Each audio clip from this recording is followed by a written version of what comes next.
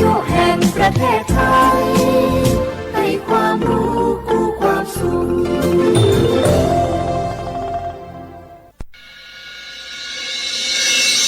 สถานีวิทยุกระจายเสียงแห่งประเทศไทยจังหวัดเชียงใหม่ AM 1476 กิโลเฮิรตซ์สถานีวิทยุภาคภาษาชาติพันธุ์แห่งเดียวในประเทศไทยที่มีความทันสมัยเชื่อถือได้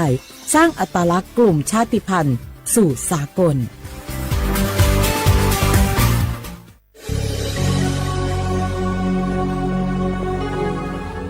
เกิดเป็นคนไทยเติบโตบนผืนแผ่นดินไทยจงภูมิใจในความเป็นไทยชาติไทยเรานั้นนับเป็นชาติที่มีความเป็นมาเก่าแก่ยาวนานเรามีภาษาวัฒนธรรมและมีสิ่งต่างๆที่เป็นเอกลักษณ์ให้เราได้ภาคภูมิใจในความเป็นคนไทยเราควรเห็นคุณค่าและมีความรักชาติหวงแหนแผ่นดินอันเป็นมรดกของบรรพชน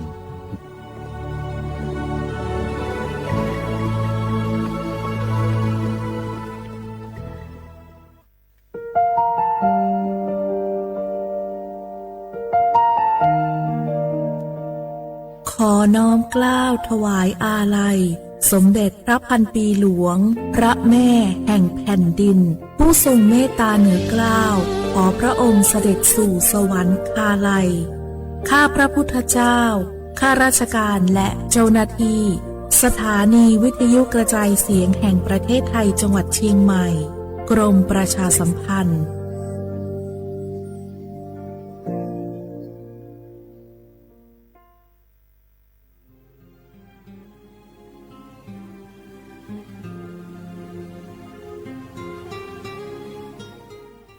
This is a moment of profound grief for the Kingdom of Thailand. We, the collective voices of Radio Thailand Chiang Mai, join the Thai nation in mourning the passing of our beloved Queen Martha, Her Majesty Queen Sirikit. Her life was a testament to the unwavering service, grace, and deep love for the Thai people. Our humble condolences and thoughts are with His Majesty the King, the royal family, and all the Thai people during this deeply sorrowful time. We will remember her forever.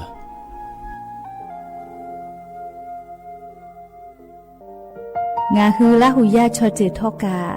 ไทยมีกเวจอมอออีโลอาสะและไกเปวิทัปปาตองาฮือมีมาลูจาเวโยงาฮือมีเวออีโลแลมีจอมอเวอปาโลเกโลมุนอมาโคโลโกอิเปวิโยงาฮือเตกาเลเลกางาฮือมีจอมออีโลทะหะเวอโคโลยอทะคาทากะดอนอเชตุโยงาออโตแลละหุชอเจเวอตาละหุคอเป้าเสมานาคาโบเพวิโย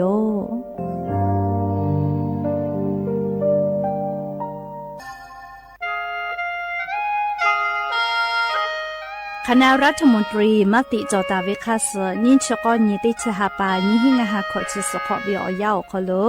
มติจอเลจิชิตาเวคาสงาหุมมียาบะติเวพ่อปะหาจอเชเวงาคือไทมีกรขอเชอวิชอติภาทะบะติปีแต่ก็แลจิชิตาเวคาสมีเวอเลี้ยวค่ามาตราติชิสอคโลกุบตาเวงาคือมีอคโลชอตอชอลุพ่อเวพระราชบัญญัตินิหิงาหันชนิขอคโลกุบตาเวคาสไทมีกรคโลพอลุลาเลเชลามอวิชอติภาและทะเบียนประวัติภาคเดเจจอวิชอติภาไทยมีกอคโลลุลาตาวิมมีเวอเลี้ยวค่ากฎหมายค่าเสือคเดลุลาเลเชเพตูออโปงาคึมมีญาติภาษาสถานะคนต่างด้าวเข้าเมืองโดยชอบกฎหมายก็วิบะติภาติปีแต่ก็แลจิชิตาวิโยเปตาเลมาตราสือทวิอคโลกโกบุตาเวพระราชบัญญัติสัญชาตินีหิงาหาหิขออคโลกโกบุตาเวแลงาคือไทยมีกอคโลปอวิชอไม่กะอปออิติภาไทยมีกอคโลเชมอและทะเบียนประวัติอคโลบะมาโจเฮเวกาญาติภาแลสัญชาติไทยติภาลอเพวิเจกุที่ออติอคโลโลโกสำนักบริหารการทะเบียนกรมการปกครองออติอคโลกาจาจาดาเลกาจาลอยวิเจออกาญูเวตันจาวติภาแลนี่คือทะเบียนประวัติคาเสืออเพซานาอคโลอาจุยากาติเวอญอยาอคโลจาลอยเพวิเจนี่ชกอนี ยีติชาปานีหิงาหาขอชะก็ขออุโสจิแม่จะกะลิงาคือไทมีกอคอโลมาติคอรมอนิชะก็นีติชาปานีหิงาหาขอชะสขออคอโลจีชิตาเวคาเสงาคือมียาบะติพามาจอเฮเวไม่เลกะบะมาจอกะไทมีกอคอโลเซเชเพตุเวบะติพาติปีแต่โกเลจีชิตาเวคาเสติปอกออยู่เวลาเลนองลาวิโยแม่งาคือเจ้าวัดจิ้งใหม่ออกข้อต่อเกือตีออกคอโลโฆษณาติผาคือกาเวลโกจ้าดาลาเพวิโยออลโกงาคือจิ้งใหม่ออกคอโลเวสถานีวิทยุกระจายเสียงแห่งประเทศไทยจังหวัดจิ้งใหม่แลออกข้อต่อเวสายาติผาสู่ไกเวกาวูจ้า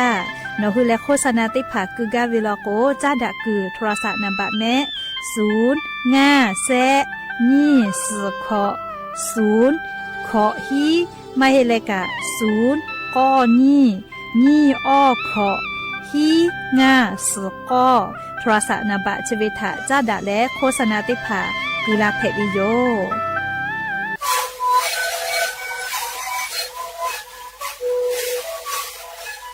ชีวิตคือหนูคือยาแก้เชื้อเวออกข้าวเฉลยและบุคคลตัวเกี่ยวออกทีจังหวัดที่ไหนเอ็นนาบะเต็งที่โอหาสุดที่เกิดขึ้นเฮ้เล่นเล่นหลักเอาพ่อเอายาแก้เชื้อนาลีตัวและได้ชิ้นนาลีเล่นเกิดไปเอายาที่นาลีใช้แต่และพ่อหนูชอบขยันเล่นเล่นและหูคอก็ชื่อเวและงานและหูคอก็ชื่อสมานในพระโบเมดิโย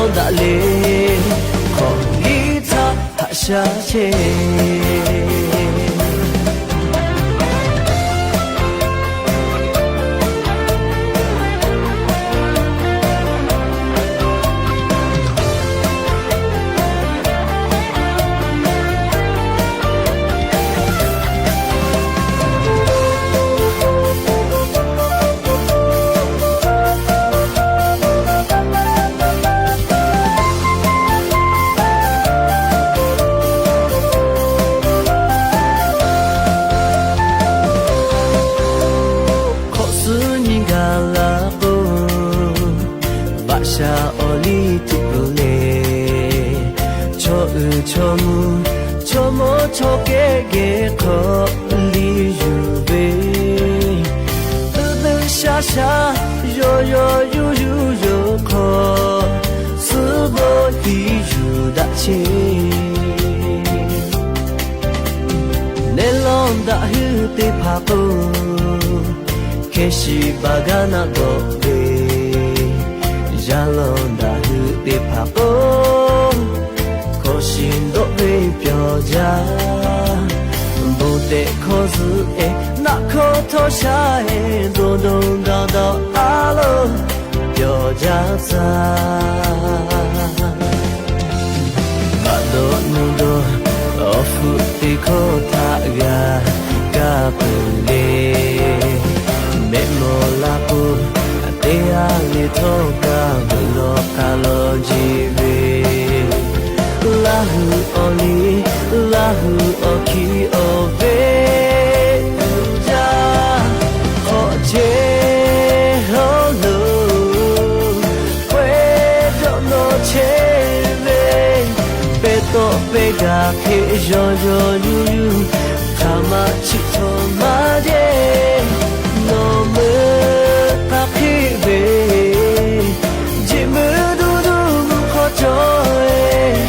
ခါဖို့ချီဖို့လာဟုခါပွေပေါ်ဒါလေဟောလီတာဟာရှာချေ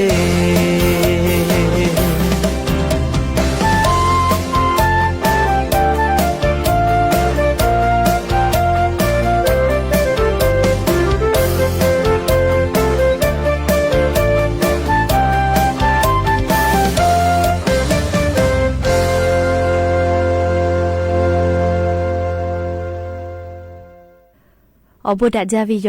อย่าปึหาติปอทอกาดาจาวิโอยาเชอคลงะคือติปอกอกะมีลาเลอชุป้าอุปาลุเชตาวิโอวิโอเนราหุยาติภาเกอติเกรายกาอบุดาเจอคลอคอกะกอกะดะกิเชวิทัปปะตอ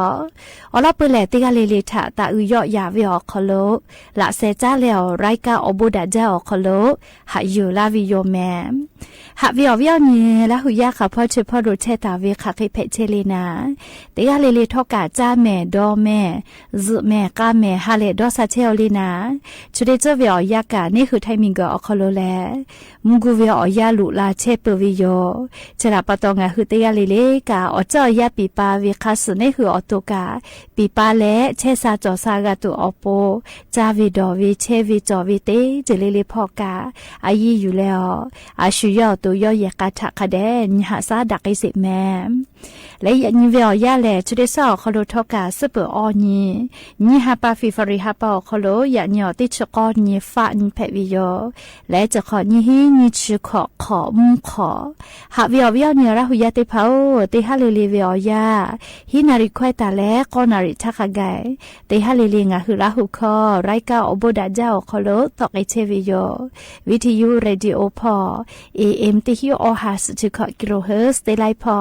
เพื่อเลนิพอติพอ Facebook Fan Page สวทเชียงใหม่ AM 1476พอกะไลสุติต่อไกเชียวงาคือราหุยาติภาค่ะพ่อซาพ่อจโคอุพอพนาและติแกนี่คือราหุชอเจทาโอกาปิดาไกแพวิยอมและอย่าปึหาวิโอยาคโลทอกะยูเวลาตาเวซาตาอลอติภาทอกะไลรอยูเวลาตาวิโยแม่จะได้คืองาคืออลอปเตลอติแกนักไอจเวแลยะนี่งาคือเหมียวคโลแพกไอเชเวอเจ้ายามุชามุยิมกะมหอพอจ้าดาวิซาตาอลอทาอลองาคือติแกนาสิแม่จีจปากรมอุตุนิยมวิทยาพ่อยุคือซาตาปิกาลาตาวิแลนี่คือไทมิงกอคโลทอกาจะได้สอคโลกาให้ปามิงกือลาเชืออฮอเตตอพ่อเวมูฮอมูยีติดีมือเชเวลาแลลิงาคือไทมิงกอคโลกาลาตาวิเจติกาติติลโกกามุยีลามากิตุโยยาคาติกาติติลโกมุยีเจกามาเฮมูฮอลูกาลาตุโยเจและติกาติติลโกมุยีมาลาวิกาจอตุโยเลติกาแผวิกามาชุดาวิแม่เรียกว่านิเวติยาธา เลจุยจอปากรมอุตุนิยมวิทยาพ่อยุหือซาตาปิตะลาวิทะนิเวลอกวงาคือไทมีกอคโลเลกาลาตุเวซอติสลอกแลมุยีลามากตุโกลอแมมุกูเวมุฮอมุยีลูออลอติดีกับพวกไอตุโยเจกาลาตุเวนิชุเซนตาเลนิชงานีนิฮาปาฟิฟาริฮาปาวิอยาเจอคโลงาคือไทมีกอคโลมุกูเวมุฮอมุยีลูออลอติดีเลจะขอเวียวยาวคโลลุลาตุโยเจเลียอนยาเชเวียคโลเฮกว่าจะได้สอคโลกามุยีลาเวเลงาคือราหุยาไลกาซาตาฟุกาลาเวสลามาโอมุยีลาวแม่โกลาเวเลเฮกว่าเพิ่นซัมเมอร์พ่ออมก้อยพ่อเลฮอดพ่อกามุยีลาวิจิแมงาคือจิมายอคโลกาเอาเกายุเขาพ่อมุยีลาเฮเลงาคือราหุยาซาตาฟุตาลาเพวิโยเลอลอกวติชิหินตาเลนี่ชินี่คาไกงาคือไทมีกอคโลมุยีจอตาวิโยไทมุเหมียวนาติต่อพ่อกาจอตาวิแม่ลิมุยีติฮาวิอาติชเปเซเขจววิเจเลยันนิเวียยาลอโกเลงาคือไทมุเหมียวนาติต่อพ่อกามุยีจอตาวิจิแม่เลคเตเลชดิสเวียยาคโลแลไลพ่อกามุยีลาตุโยเจเลติกากากมุยีกาลามาจากตุโยจิแม่สาลือเลกาเลงาคือไทมิงกอฮอติต่อพ่อมุยีจอมาลอแม่ติชินตาเลนิชนิเวียยาคาไกนิชเซชเปเซตาเลออชเปเซคาไกเจเฮก็กุทิพ่อกาติชเปเซอยากให้นิชตินตาเลนิชออนอยู่แล้วก็นิชเปเซตาเลออชเปเซคาไกเจกุทิพ่อกามุยีกอลุลามากกิตุลอเลเฮก็กอนยาซาเลงาคือไทมุเหมียวนาติต่อพ่อวิกาลาลอแม่เลติชินตาเลนิชตินอยู่เวียยามุยีแตกาตาเวติชเปเซตาเลนิชเปเซเจอยากให้นิชนี่ตาเลเลนิชออนีออคโลเลนิชเปเซตาเลออชเปเซคาไกเจติปอมุยีกอลามาตุโกลอแม่เลนิชนี่ตาเลนิชออนีนิฮาปาฟิฟรีฮาปาวิอยาชอคโลนี่คือไทมิกอคโลกาจะขอนี้ฮิงาหาขอจะก็ขอคโลเวมุกูเวมุฮอมุยีลุติดีเลอลอเปติดีลุลาตุโยเจเลกูเฮกูฟาตาก็วิโยคอมลอนะกอติมุซ่อมเผอพ่อลอกกะกะฮิวิแม่เลอยากขมุขอพ่อก็กอเลเจติลือวิโยเลก็ติปอตาเลวุสพ่อแลฮอเชฮอโมวิอซาติผากาทิตะลากิตุโยอยากขกอวิอซาเลเลอมือกุยตุโยจิแม่เลอเจ้าอยากะยอวิโยอยากสจอปาไกเชวิโยเลจกะงาคือมีอคโลแพกไอเชวิอเจ้ายามุชามุยีอลอติผาอยู่เวลาแหละงาคือราหุยะถะสติปิลาวิโยนี่ชื่อเซนตาเลนี่ชื่องานนี่ฮาปาฟิฟาริฮาปาวิอยาเจาะคโลจิแม่มุกูเวมุหอมุยีโลอลอติดีงาคือไทมิกอคโลลุลาตุเวเลติกาเลลิกากูเฮกูฟาตะแม่ค่ะเคตอจานามาโซนะเลอยากกาลาตุเวเปเซแลเลนี่ชื่อเปเซตาเลออชเปเซคาไกเจเลจ้าถะจ้างาคือราหุยะติกาเลลิกากูเฮกูฟาตาตัวโปเลสาตาติผาจ้าถะจ้าปีดะไกแม่เกาะเตเลกาเหลียวเวียวเนี่ยราหุยะติผาจะขอเป้าแม่มุกูเวียวยากะลุยเกาะวายาเล่าล้อแม่ฮาปาปือไทยลุยจูกุกาเลียติป้อแลลุยวิโยเจจะขอเวียวยาวคโลเลียมุกูเวียวยางาคือไทมิกอคโลเลียนี่ชนี่ฮาปาฟิฟาริฮาปาจอคโลอเจ้ายาฝึแปตาเวคัสเลียนี่ชนี่ฮาปาฟิฟาริฮาปาตาเลอุปอวุสพอลอกแลมุกูเวียอยาตาลุเอวิเจเฮกมุกะเวียอยาแลนี่ชนี่ฮาปาฟิฟาริฮาปาจอคโลเปือตุโยมุกะเวียอยาเปือกมุกูเวียอยาฮอชอฮอโมเวียซาลุเอวิโยเฮกงาคือไทมิกอคโลเลกรมอุตุนิยมวิทยาพ่อโยคือซาตาปิกาลาตาเวแลจะขอนี้หิงาหาขอชก็ขอมุกะวิอยาแลนี่ชนี่ฮาปาฟิฟาริฮาปาจอคโลเปือตุโยเจเตียแลเลนี่ชนี่ขอนอลก็แลมุกูวิอยาคโลตาลุเอวิโยเจคเตแลอลอเปมุกูวิอยาตาลุเอเวกามุกูเวมุฮอมุยิโลอลอเปติดิงาคือเกโลกาลาตุโยจิแม่เลคือก็งาคือมีอคโลกันนิเวตยาทาเลอ อ๋อเจ้ายาแลยอวิยอยากะสอจอปากไอเชวิโยแม่ยากงาหือวิยอเนี่ยละหุยาติผาทอเลชดิเจแลซาตาติผากะคาเดพอหาอยู่เลอ๋อเจ้ายากะสเพตอลาเชเวอ๋อเจติผาเนหือกูเฮกูฟาเลอ๋อหาอยู่กาตูอปูนะเลซาตากะคาเดพอหาอยู่และเลซาตากาลาวิเลจะขอเป้าจอฮอจาวิติขอเพตุโยเจฮอวิออซาทอกาลีอาลาเคออซเซองศาขไกตะกาตุวิอคาจอวิจิแม่จะลาปะตอลิงะคือราหุยาติกาลิเลกะมุมีพ่อเวซาตาพอหะอยู่วิอคอโลเนคืออตูเนคือเยกาลูวิซิวิอเจติผาถามากะพวกไกตัวอโปลิติกาลิเลกาซาตาติผาคาเดพอหะอยู่แม่แต่ก็แลฮอวิอเนี่ยละหุยาติผาถาอลอซาตาติผาอยู่เวลาแลจะเคกาลาวิโยแม่ก็จ้าเลยสตากาไล่รออยู่เวลาตาวิทัปะโตตีรอกอเกษาเลยชิบุญยี่ห้าวิอยาเล่งคือราหุยากา Facebook พ่อมาโก TikTok พ่อ YouTube พ่อเลยครีเอเตอร์เตเวก็น่าเลยฟูกาจัดตุเตผาเตเวเล่งคือราหุยากาเตปุ้เจ้าแม่เลยชิบุวิอยาคโลเตผาลอก็แลเตหาปาวิหาอมือเจกาจาวิมาให้อเซกากาจาเชเวกาจอวิโยลิงะคือราหุยาครีเอเตอร์เตเวทัปะโตยะกว่ายะนิเวอยาคโลกาลิงะคือราหุยากาAI ก็เวมาสเวแลจะมาจอเราให้แม่เลยเตผาลโกลาหูชมลโกชู AI เยเลเตียวิกาออแต่ดอเวก็มาเลยแค่ก็งาคือFacebook พ่อมาโก TikTok พ่อ YouTube พ่อนะเลยงาคือคอนเทนต์เตเวก็น่าฟูกาจัตุเวเตผาเตเวอคโลกาสติกาตาวิโยเตผาลโกยอดไลค์ยอดแชร์เลยเตผาคือกาจาวินะคือมาลโกฟูมากามาวิทัปะโตเลยแค่ก็มาฮิเวเลออเจติผา AI เยเลติโตวิโยเลมาฮิเวซาตาติผาเลชูกะญิลาปีเลกดไลค์กดแชร์คอมเมนต์ติผายอดไลค์ยอดแชร์มากะตัวปูนะเลมาฮิเวซาตาอลอติผาเพกเวตาเลกะเลมาซาตาอปอติผาอยู่กเว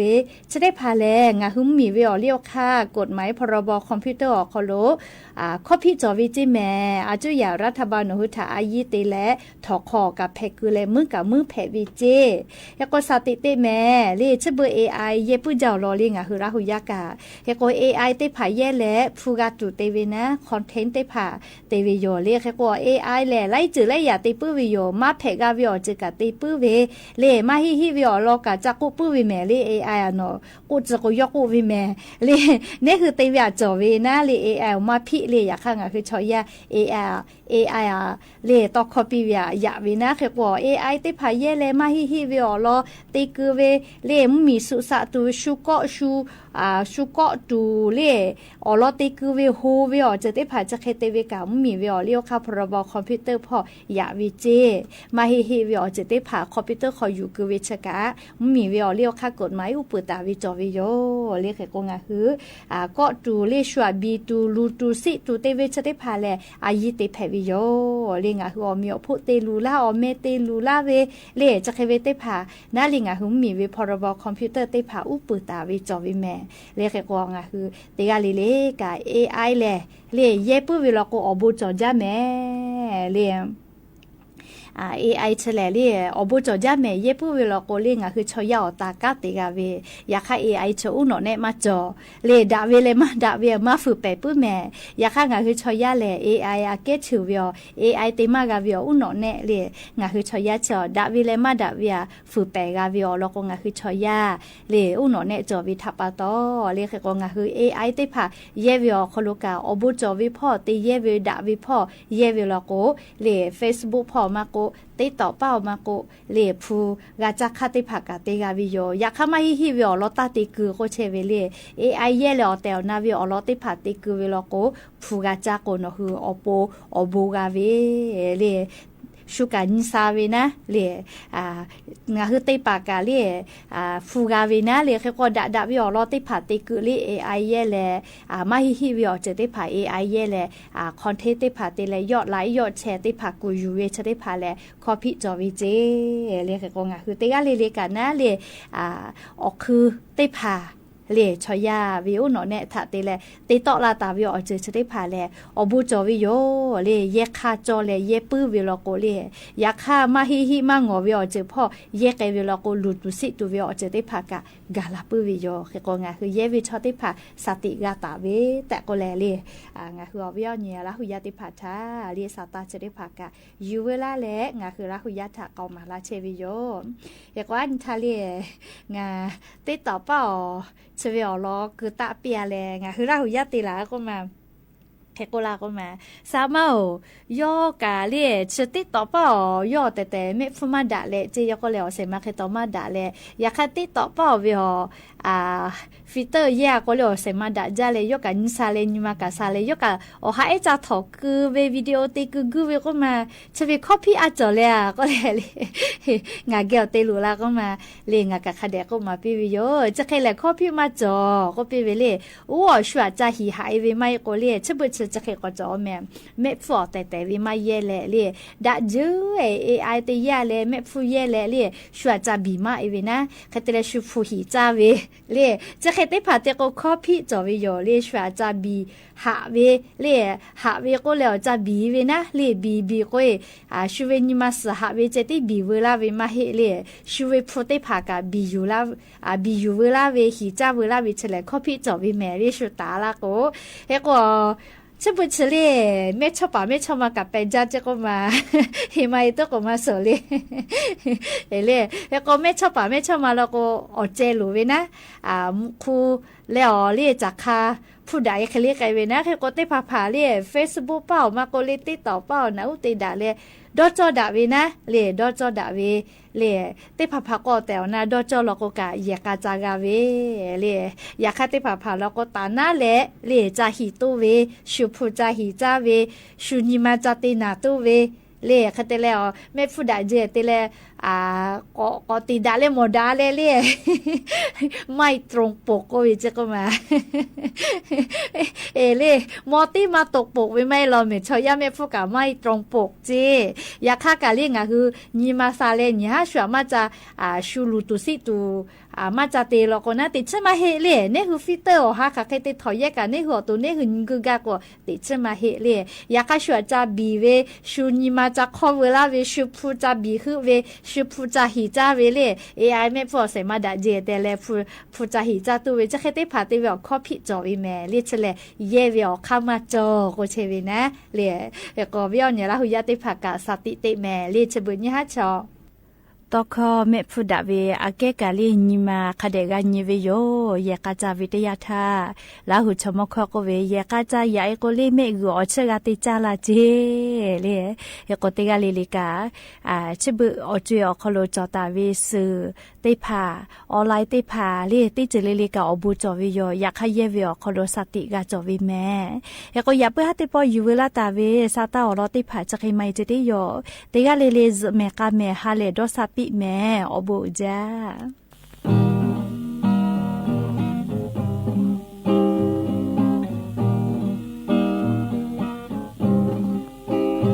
ขอเจดีเลลาหูอาเคเลขอโอลิหายูบูโอฟูเลวะชาวาโอโกยูเลขอเจโลตันตาเวโยเคเจเบโลปูขอตังเลโตเอทาคากาโยอาเคเลเจโดเบโชฮือคาเปโอเนเตจาเบโดโนจามุขโจเอคาเคเปเตเบงาฮือคาเคเปียวเบมาโยเมโอเดโยมีมาโคลงแลมาเอาเม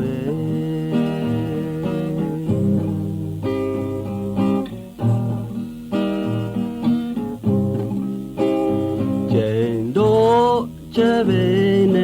ราโยโอดงเปโฮด้วยคิวนีโยวะเชโอดงเวเตเบดิพา你下背下我靠马诺จงก็คิดไว้เดเวงาฮือขาเก็บโยเบมาโจเมโอ้ฮิชาเดโยนิมาโก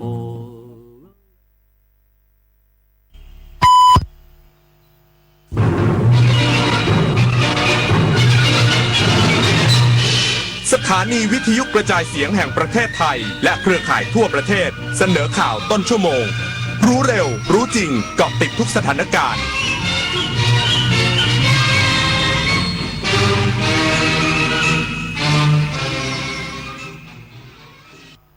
รับฟังข่าวต้นชั่วโมง 21 นาฬิกากับพฤทธิ์แก้วพิบูลครับกระทรวงการพัฒนาสังคมและความมั่นคงของมนุษย์ย้ำสมาคมชาปนกิจสงเคราะห์ทั่วประเทศกว่า 3,800 แห่งยังบริหารงานเข้มแข็งอีกสักครู่กลับมาติดตามรายละเอียดครับ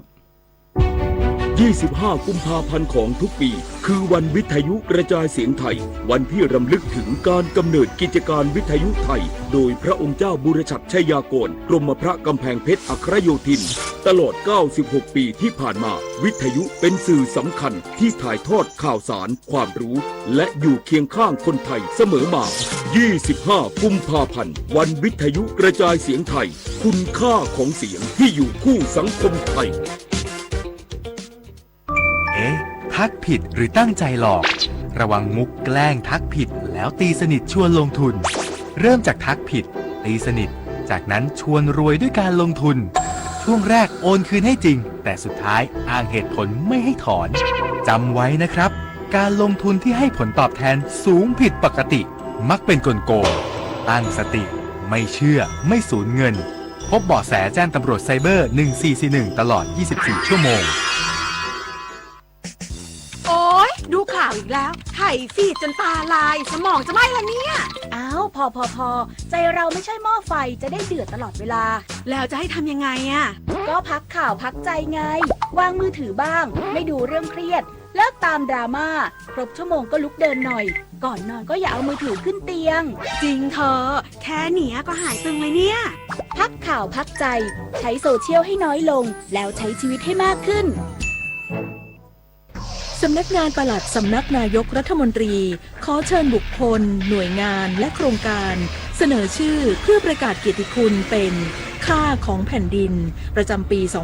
2568 เพื่อเชิดชูผู้ทำคุณประโยชน์แก่สังคมและประเทศชาติส่งผลงานได้ตั้งแต่บัดนี้จนถึงวันที่ 27 กุมภาพันธ์ 2569 สอบถามข้อมูลเพิ่มเติมโทร 022834712กระทรวงการพัฒนาสังคมและความมั่นคงของมนุษย์ย้ำสมาคมชาปนกิจสงเคราะห์ทั่วประเทศกว่า 3,800 แห่งยังบริหารงานเข้มแข็งขอประชาชนมั่นใจหลังมีการแชร์ข้อมูลคลาดเคลื่อนในสื่อออนไลน์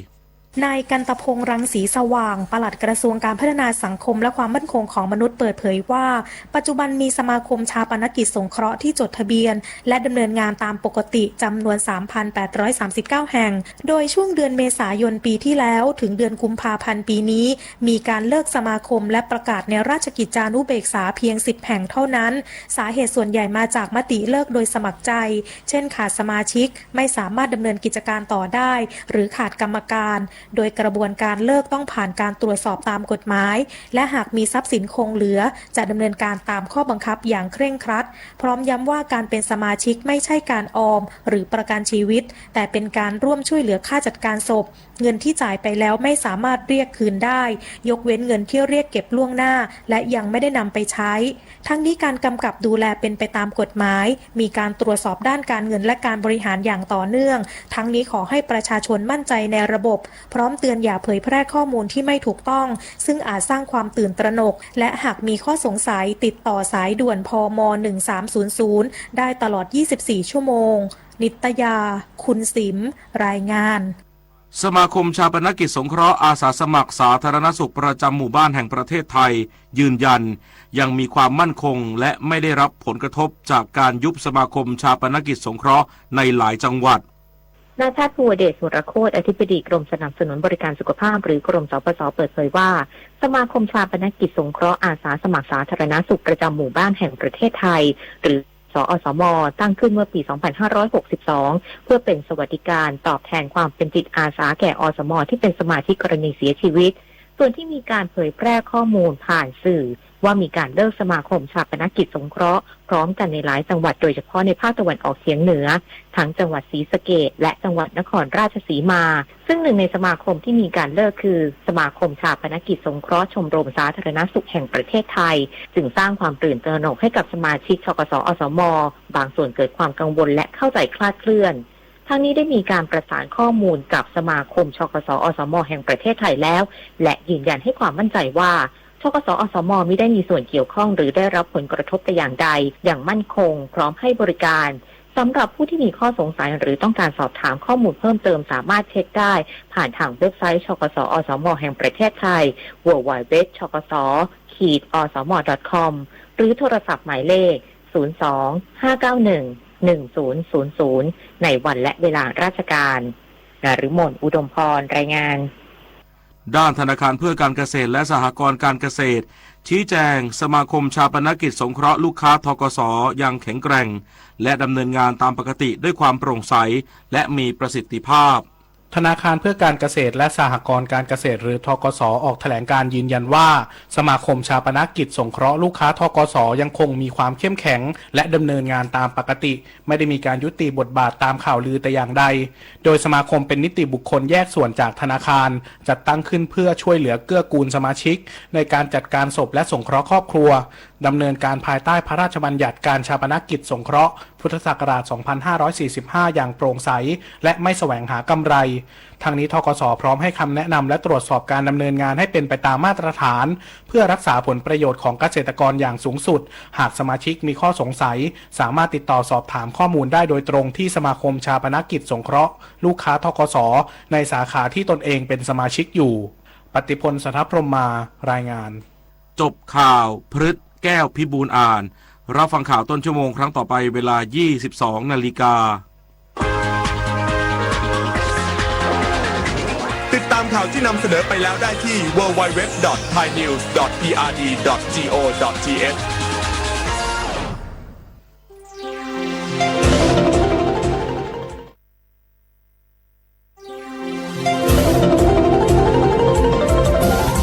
วิทยุแห่งประเทศไทยให้ความรู้คู่ความสุข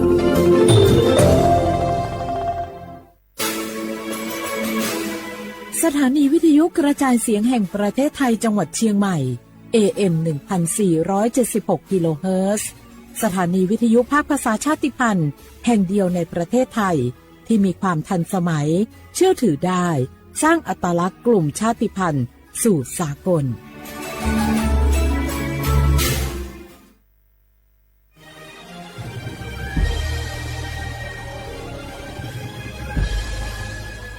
เกิดเป็นคนไทยเติบโตบนผืนแผ่นดินไทยจงภูมิใจในความเป็นไทยชาติไทยเรานั้นนับเป็นชาติที่มีความเป็นมาเก่าแก่ยาวนานเรามีภาษาวัฒนธรรมและมีสิ่งต่างๆที่เป็นเอกลักษณ์ให้เราได้ภาคภูมิใจในความเป็นคนไทยเราควรเห็นคุณค่าและมีความรักชาติหวงแหนแผ่นดินอันเป็นมรดกของบรรพชนร่วมภาคภูมิใจในความเป็นไทย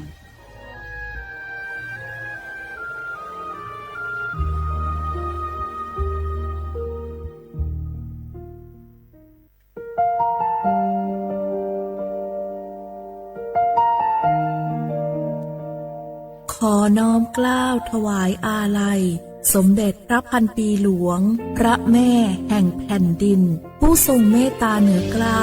ขอพระองค์เสด็จสู่สวรรคาลัยข้าพระพุทธเจ้าข้าราชการและเจ้าหน้าที่สถานีวิทยุกระจายเสียงแห่งประเทศไทยจังหวัดเชียงใหม่กรมประชาสัมพันธ์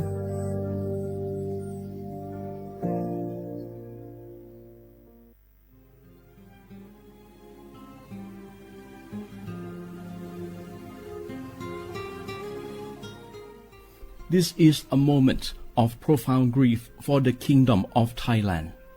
The collective voices of Radio Thailand Chiang Mai join the Thai nation in mourning the passing of our beloved Queen Martha, Her Majesty Queen Sirikit. Her life was a testament to the unwavering service, grace, and deep love for the Thai people. Our humble condolences and thoughts are with His Majesty the King, the royal family, and all the Thai people during this deeply sorrowful time. We will remember her forever.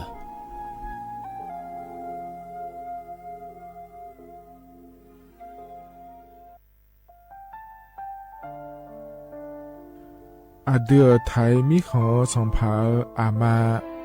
สมเด็จพระนางเจ้าสิริกิติ์พระบรมราชินีนาถพระบรมราชชนนีพันปีหลวงควยตาโอดาเลียกาชายันดาชอเนมาอายออามามิขอเปียวเนไทยมิขอกะดูอาคาชอเจอกะดูเงเกเนลาหมายแอดิชนีเถามิเนนือมาหลักเวมาเงเลเชญาเธอมิเนอาดือมาโยหานาลูอายองเนเกเนโยเยบอเนมาอีนอายอมาโดอาดือเนโอเอียเนควยตาโอดาเลมิเนนือมาหน่วยสาวเนวอจโจเอเรญาอาดือมาโยหานาลูอายองนือมาหลักเวยอจอนาลูเนเกเนโยเยบอชอเนมางามาอาเขาชอเจโยกานาลู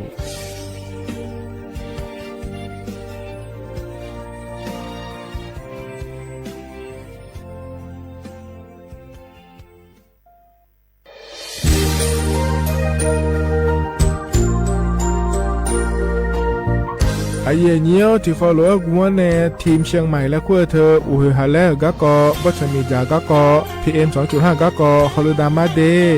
ไอเย่นี้มีจาโดโมนะเธอก็ศูนย์อำนวยการและแก้ไขปัญหาไฟป่าหมอกควันและฝุ่นละอองจังหวัดเชียงใหม่ละคือและก็สะโบจำยองาซุ้มตีงีเย่จำยอเยียงจังเลยยังไม่เดเจ้ามาเมื่อฮอปาย้อนยุ่มได้ยังอาเดเย่เนียวแต่ก็พอชอยมีจาอุหาและฮอนในเพียง2.5ก็กอฮอลูดาอากกามาคาแต่ก็แอปพลิเคชันไฟดีและขั้วปาเนออนุมายานะมีจามาบีเคเจเดอันอายามก็ดูนะขอนี้อันตีบาลาติเสียในอันสมเชติบาลางาซีอาคนนี้พังหายาโกช่วยกันนี้อาส่วนมาคาจะบ่อนายย่อไปยุบ่อยเจเดเหมือนในสำนักงานประชาสัมพันธ์จังหวัดเชียงใหม่และที่ฟอลโล่กุมะมือดาลานยานีทีมเชียงใหม่และขั้วเธอที่ฟอลโล่เกิดดามาเดเธอมีเนทียิที่โปกาเนือกามาพายอาเย็นยืนเจริญเงอันนี้เชื่อว่าบาลาเชสีอาคนนี้พังอายาโกเชสิเงนอถึงกับคณะรัฐมนตรีบอกเจ้าหลวงอาเย็นนี้สัญชาติก็ก่อสาลูเดินชาวบ้านเนี่ยก็ดูเดและบอกจางอาเดยเนียวเดเธอก็ย่อมมาตรา17แห่งพระราชบัญญัติคนเข้าเมืองพศ2522และขั้วเธอก็เธอแน่อาเย็นนี้เธอก็ถ่ายมีของหลักคุยพ่ออ้อเหลียวกับเมียนี่จอลาเดอเพราะเนี่ยรอทะเบียนประวัติและขั้วเธอย้อนฉายเยี่ยเดินนะขอนี้เนียวเธอก็ย่อหาก็ดูการขอสถานะคนต่างด้าวเข้าเมืองโดยชอบด้วยกฎหมายและขั้วเธอเดินยาเมเจเดเยเนียวเดข้อแน่เยเนียวมาตรา7ทวิแห่งพระราชบัญญัติสัญชาติพศ2508อาเยนี้เฮก็ถ่ายมีของหลักคุยแต่แล้วแน่อาดามังนะอามาเธอก็ทะเบียนประวัติบุคคลไม่มีสถานะทางทะเบียนและอ้อเธออาเยนี้สัญชาติสัญญาเมเจเดเยเนียวเดใช่ก็ดูนะขอในกู้เทเมืองหลักคุยย่อนะเธอก็สำนักบริหารการทะเบียนกรมการปกครองและคุกาสัญญาไม่เดยมือยอหลักคุยนะเยเนียวเธอก็ในอำเภอยอฮันเนโจดัวรอราชการอายามหลักคุยอันนี้เชื่อว่าบาลาโกสีอาคนนี้พังอายาโกเชื่อว่าขวงเกินีเดยเนียว HIV 那个阿莫造的好肉诶那的好สปสชนักลาซาเพหอนเนอชอบานเนอเมนาจีญาและหนูขมังไผ่เร็วเดอยอฮาบัดทองซุมญากาสีเชหอนยาตาบอจาลิญยาเมหน่วยบริการอากาขอลาซานยาเมสีเชหองเอHIV อโมอุนาชดเชดัวนักอโมจามยายากาบิวตามาเบียเจนีลาซาเมสีจาลาคอยซีมาบิโกยากาขอบิวเมไวรัสตับอักเสบซีมาวันโรคมา ya ga bio bi jau me sinya je mo na so po so cho ti sum sum jam yo so po so cho khet nung chiang mai naga jam yo nga sum ni ye nga sum nga pa yo dam o de naga ti ko jam yo nu ma na go na lu de naga ti sum ni sum yo ga na lu ga du me de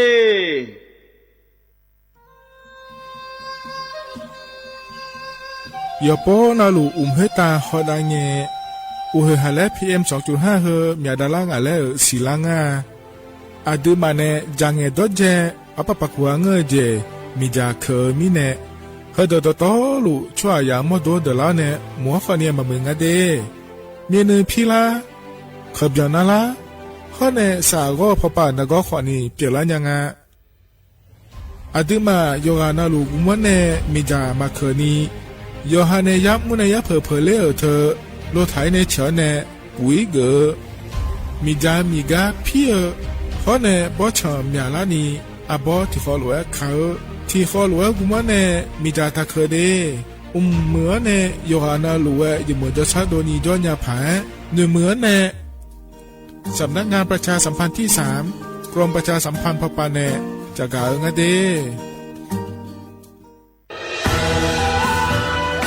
จากศาลากลางจังหวัดน่านหลังเก่าพัฒนาสู่การเป็นศูนย์การเรียนรู้นันทศิษย์ป่าคารโดยมูลนิธิรักป่าน่าน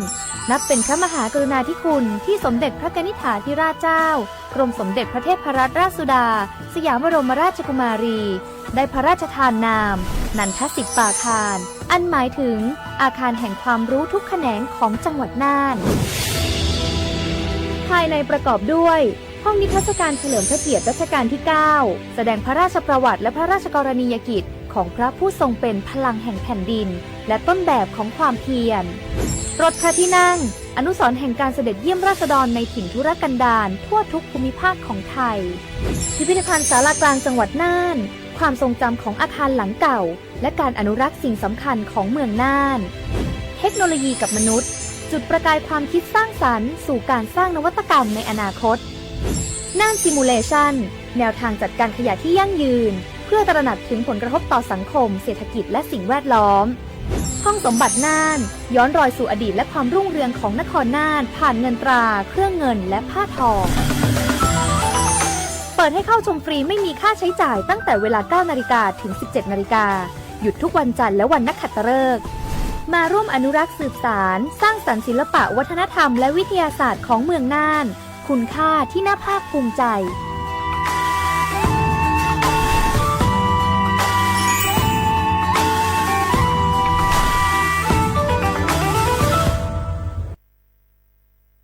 ขอชอชอแม่นแม่นแม่น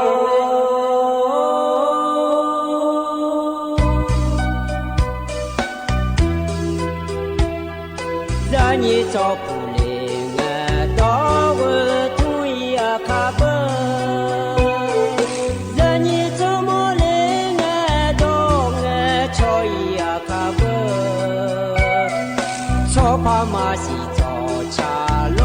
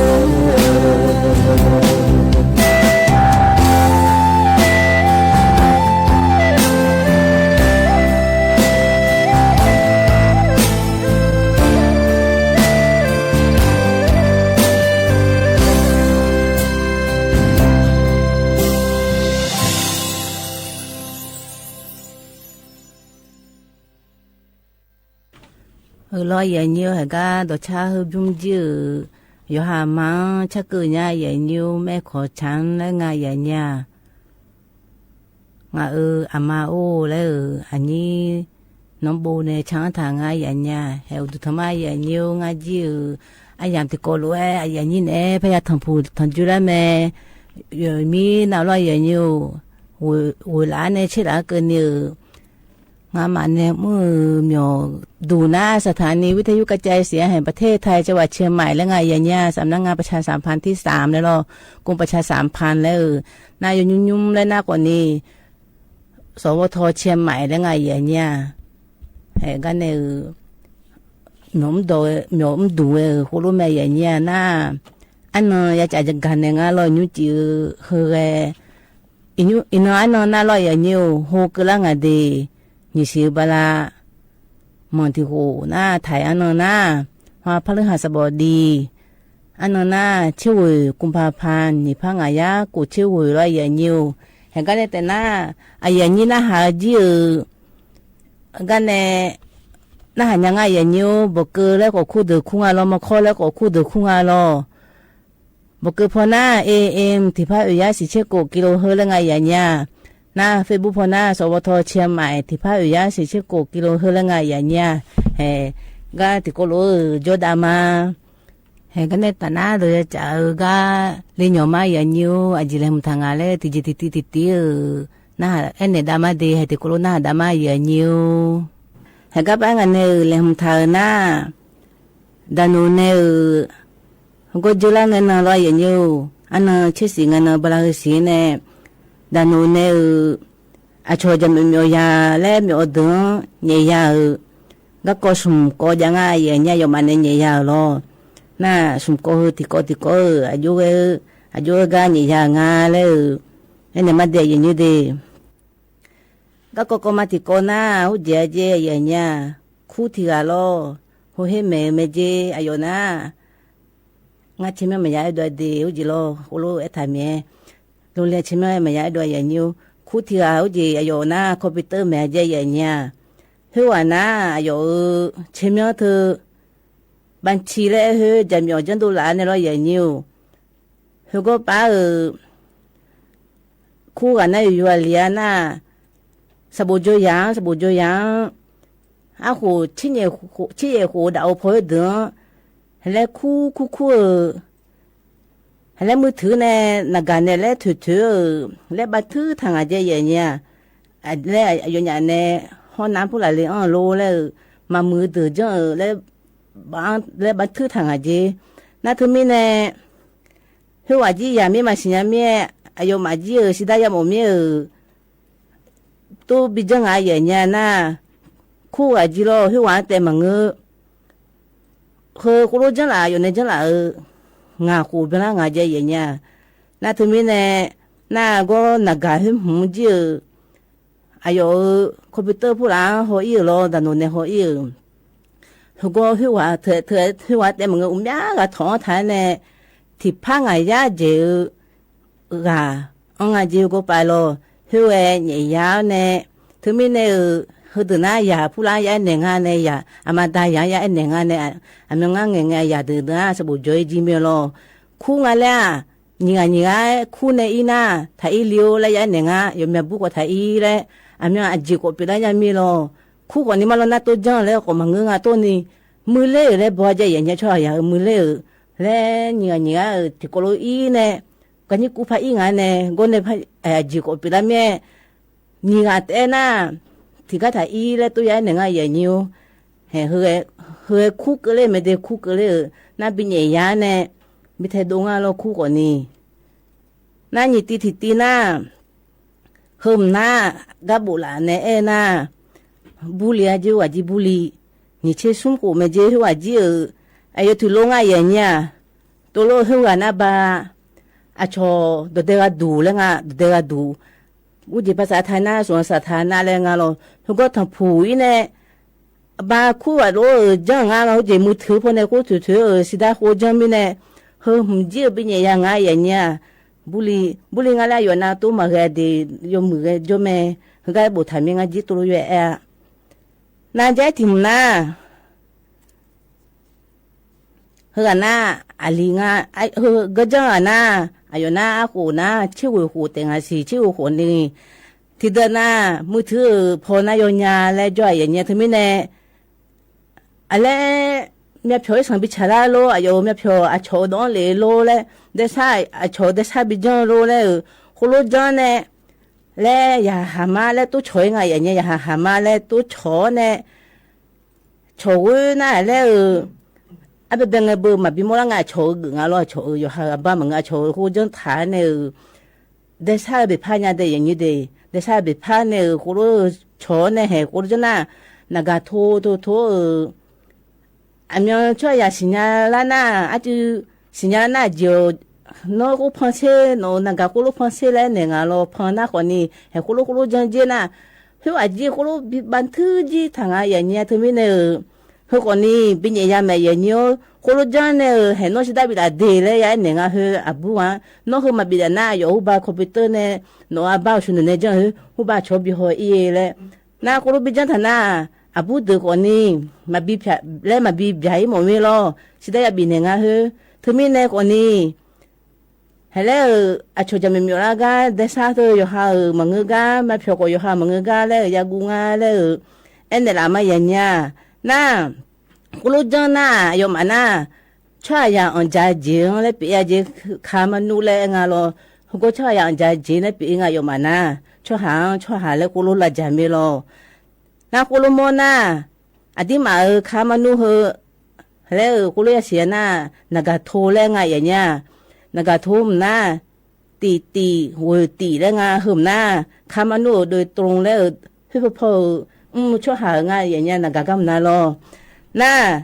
ทุกคนมังสำนักงานตำรวจแห่งชาติและถิ่นปัญญางาเสียอย่างเงี้ยทุกคนยื้อตีงาวัวแล้วไงอย่างเงี้ยเฮ้ยวันนี้อันเนี้ยอดีมาขานะอุดยาผู้หลังกูรู้สบู่จอยอยู่ฮามาดานเธอหน้ามาจ่อแล้วชนเตจอมีแล้วหน้าอามาดาอุลานามาดาคนนี้กูรู้ยังอาจจะเลี้ยวแล้วกูรู้ยังอาจจะบัวแล้วยังจะเนี่ยไม่ได้อย่างนี้ได้อยู่อันนั้นได้รออย่างนี้กูรู้คนนี้ยังจะกันเนี่ยไม่อย่างเงี้ยที่เดินหน้ามาสิญญาแล้วก็จอมีรอให้กันได้แต่หน้าตัวชาบินามาอย่างนี้โนชาบุมนามาซามายังฮัลโหลและไงอย่างเงี้ยกาฮัลโหลอาจูชื่อมือเนี่ยช่างทางอันเดียอย่างนี้เดให้ที่โคโรนาดามาอย่างนี้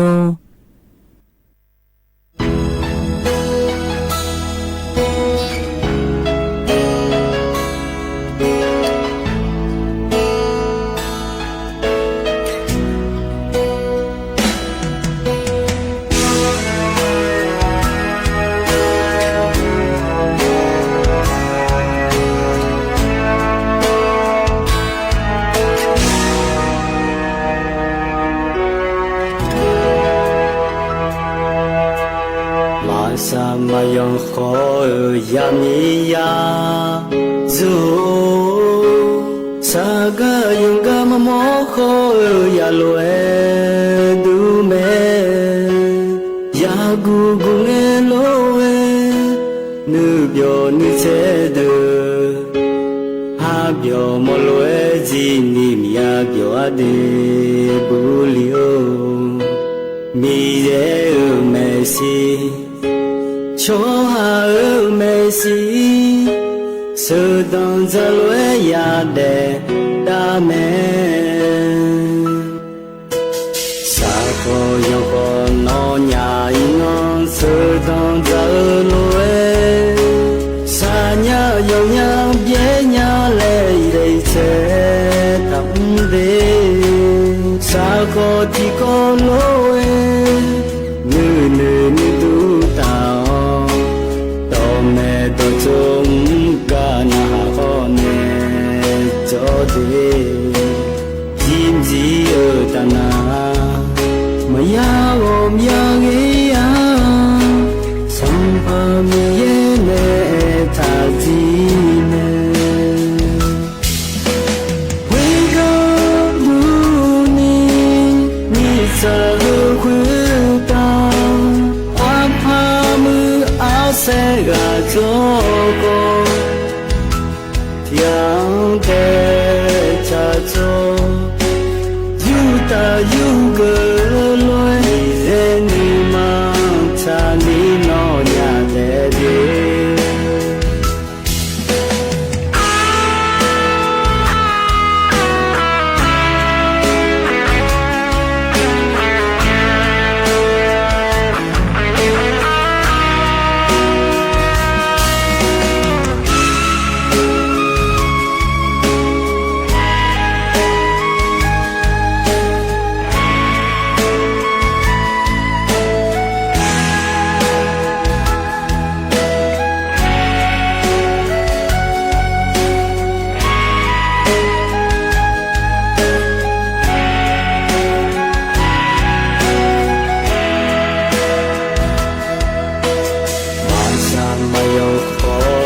Yamiya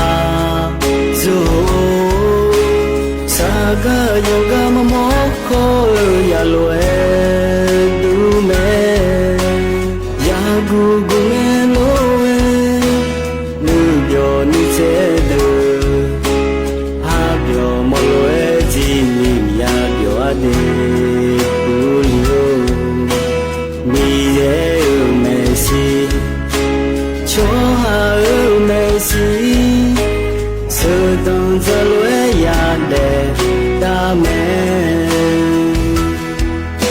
Sabo yoko nonya imon sedang zalwe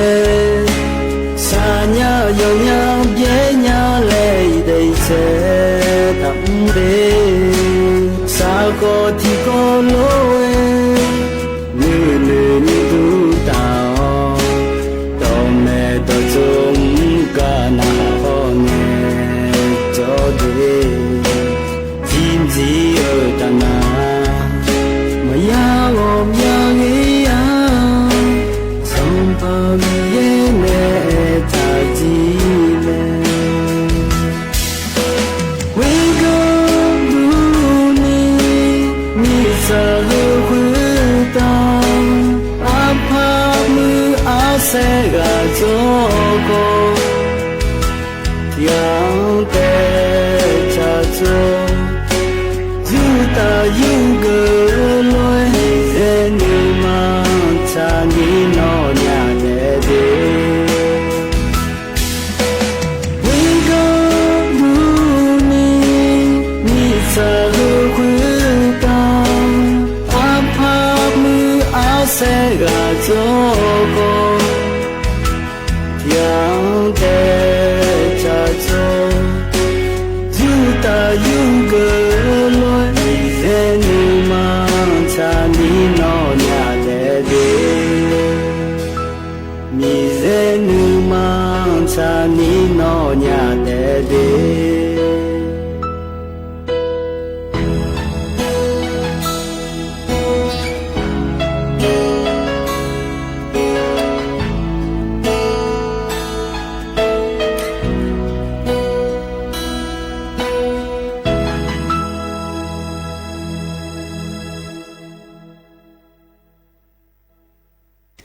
lo ya nyo do cha bum ji yu analu na byo du lo he gan ta na ni yo nge ga bina da ma ya nyo he te corona ma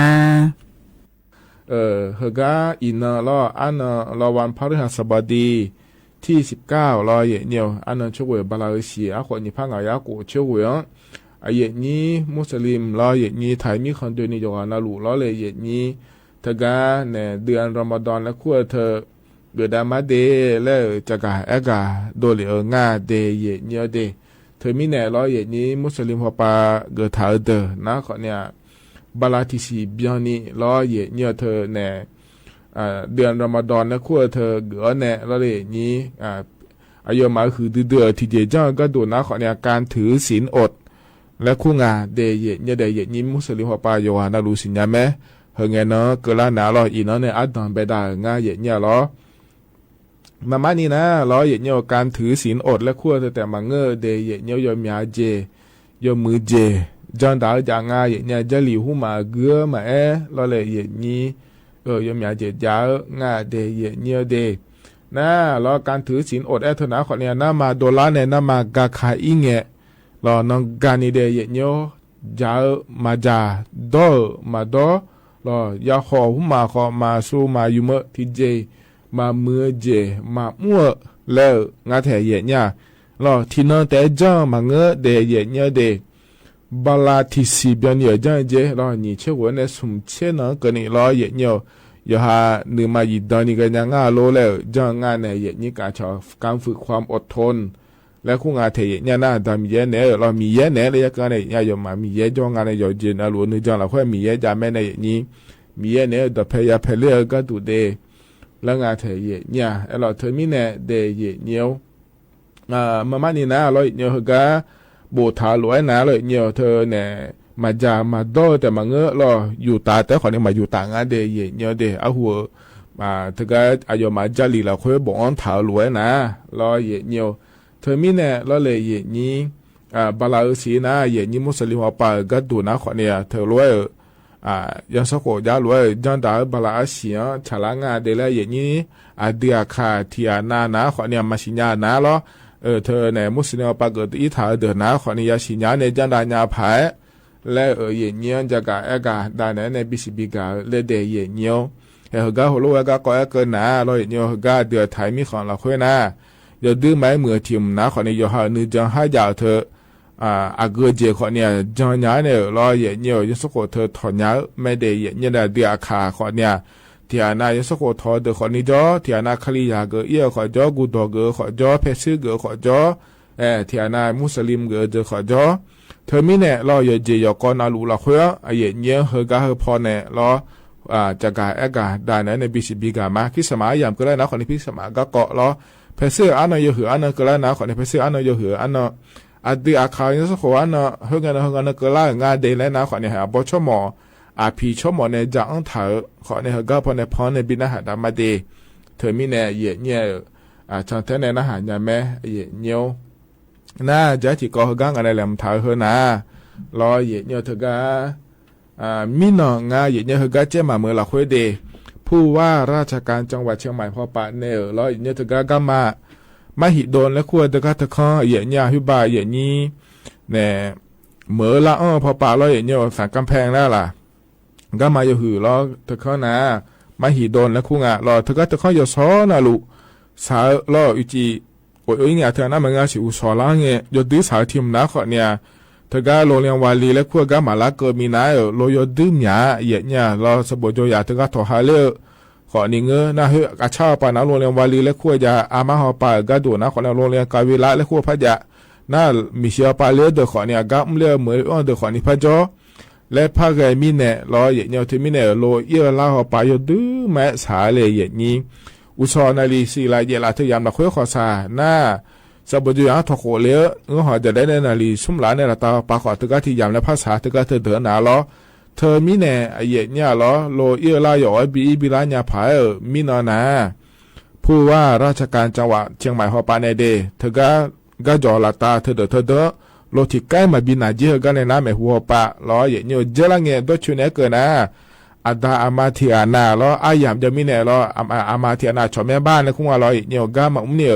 อีกข้างหลวงเนี่ยล้อยางทอหาแต่โคโลมหลุมมีเนี่ยล้ออายามจะมีเนี่ยมาสีล้อเย็นเนี่ยเทียนาเกินนะเฮโลก็จอกเจ็บก็งอเท้าเนี่ยล้อยาหายาสบุจจีก็หลุงอ่ะเย็นเนี่ยล้อในดิสุ่มหลายเป็นนั่งงอทะเลน่าจะนอปลาเดอคนนี้ก็พวกเทียพังอทะเลแล้วเราอย่างเนี้ยนะก็เหมือนเลยเดอสาลางาเทียเนี่ยเขาก็แต่ขอเนี่ยเนี่ยเดก็หอจะได้ในนาฬิชุ่มละเวลาเธอก็เธอยำละคุยรอนาฬิที่ลาเจนี่โลเลยยาดออย่างเนี้ยเธอก็เธอเข้าในอุดแต่รออย่างเนี้ยเธอมีเนี่ยรอทุลุยสาลุงามาไม่นี่นะยุ่งหัวศิลามังงายุ่งหัวมอมังงาเดเขาก็กว่าบาลาสีอาชีเนี่ยแม่ทุลุยสาลายมีอาชีแม่เดเธอมีเนี่ยรอยมีอาการเนี่ยรู้ว่าเงี้ยเกิดมีเนี่ยมาสิรออย่างนี้แล้วเดอสางาเดแล้วจังหวัดหอปามอเลนเนี่ยรอเย็นเนี่ยผู้ว่าราชการจังหวัดหอปาเนี่ยจากการแอกาโดเหลียง่านั่นอินเนอร์เนี่ยละตาไปก็ดูนะขอนี่ดานโนยเขามีมาเชบิโลลังไล่สิเจเย็นเนี่ยเธอก็เธอพอเธอก็จอดเธอข้อบิฮอลูดาก็ดูเดแล้วรอเย็นเนี่ยเธอไม่เนี่ยเย็นนี่เจมาเมื่อละคุยจอนเนี่ยรอเย็นเนี่ยก็มาเธอข้องยาอยู่เมื่อเดินนะเธอก็เสื่อมเนี่ยเกิดเธอเธอก็ในนั้นไม่หัวปลาโลมาบินางาเดแล้วบิสิญญาก็ดูเราจะกะอากาศตอนนั้นในบิสิบิกาเลเดยเยียวน่าก็ก่อนนั้นตาลิงอ่ะยอมยาโปเย็นเยียวอย่าเอ็นเนี่ยมาล้อเย็นเยียวดูมาล้ออยู่มันก็จอดอยู่หัวปานะ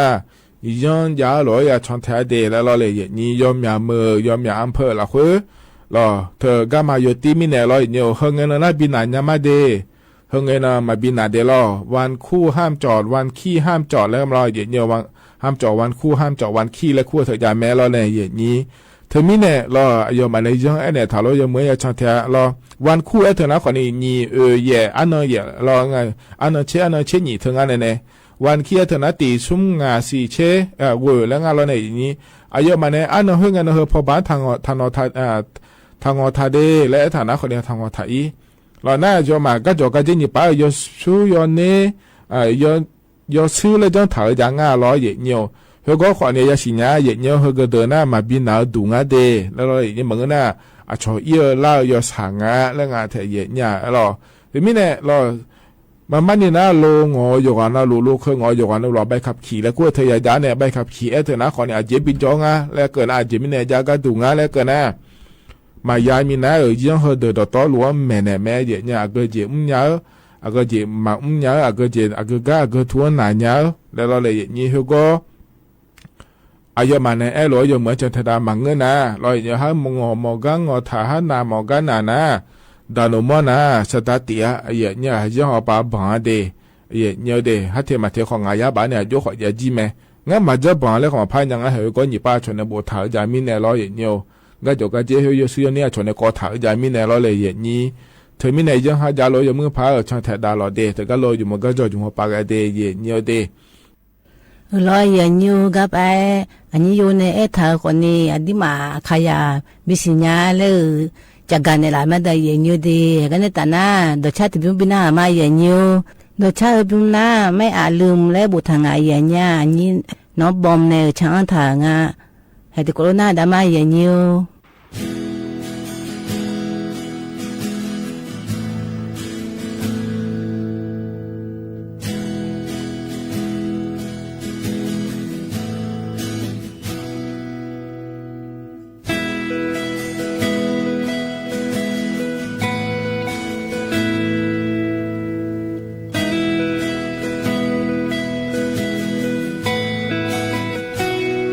Inang kala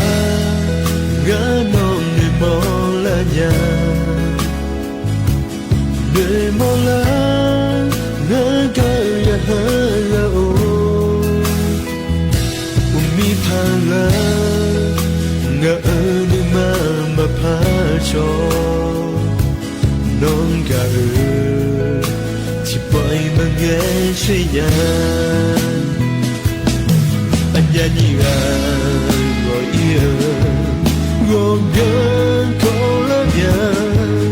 ai có gỡ nông nghe chơi nhà nhà ở đi mà nông gà mi nè nhà ở đi mà nô chi gần té vì té chỉ chờ mi nè ngỡ nông nghe chơi nhà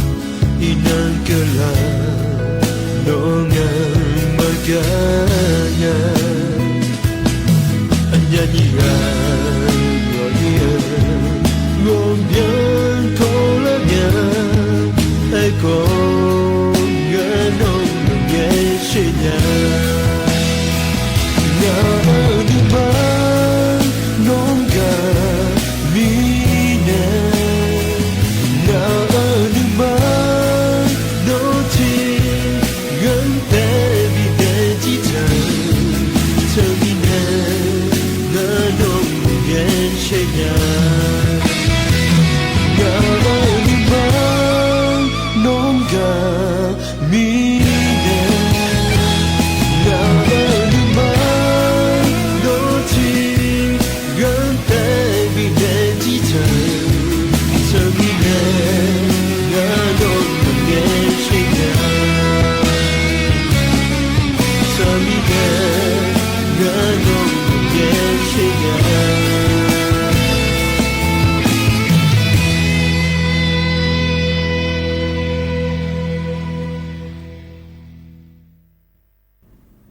lo ya nyo do cha bung je yo na na ha bio du lo he ga ne ta na ayam ji ku la nga ya nyo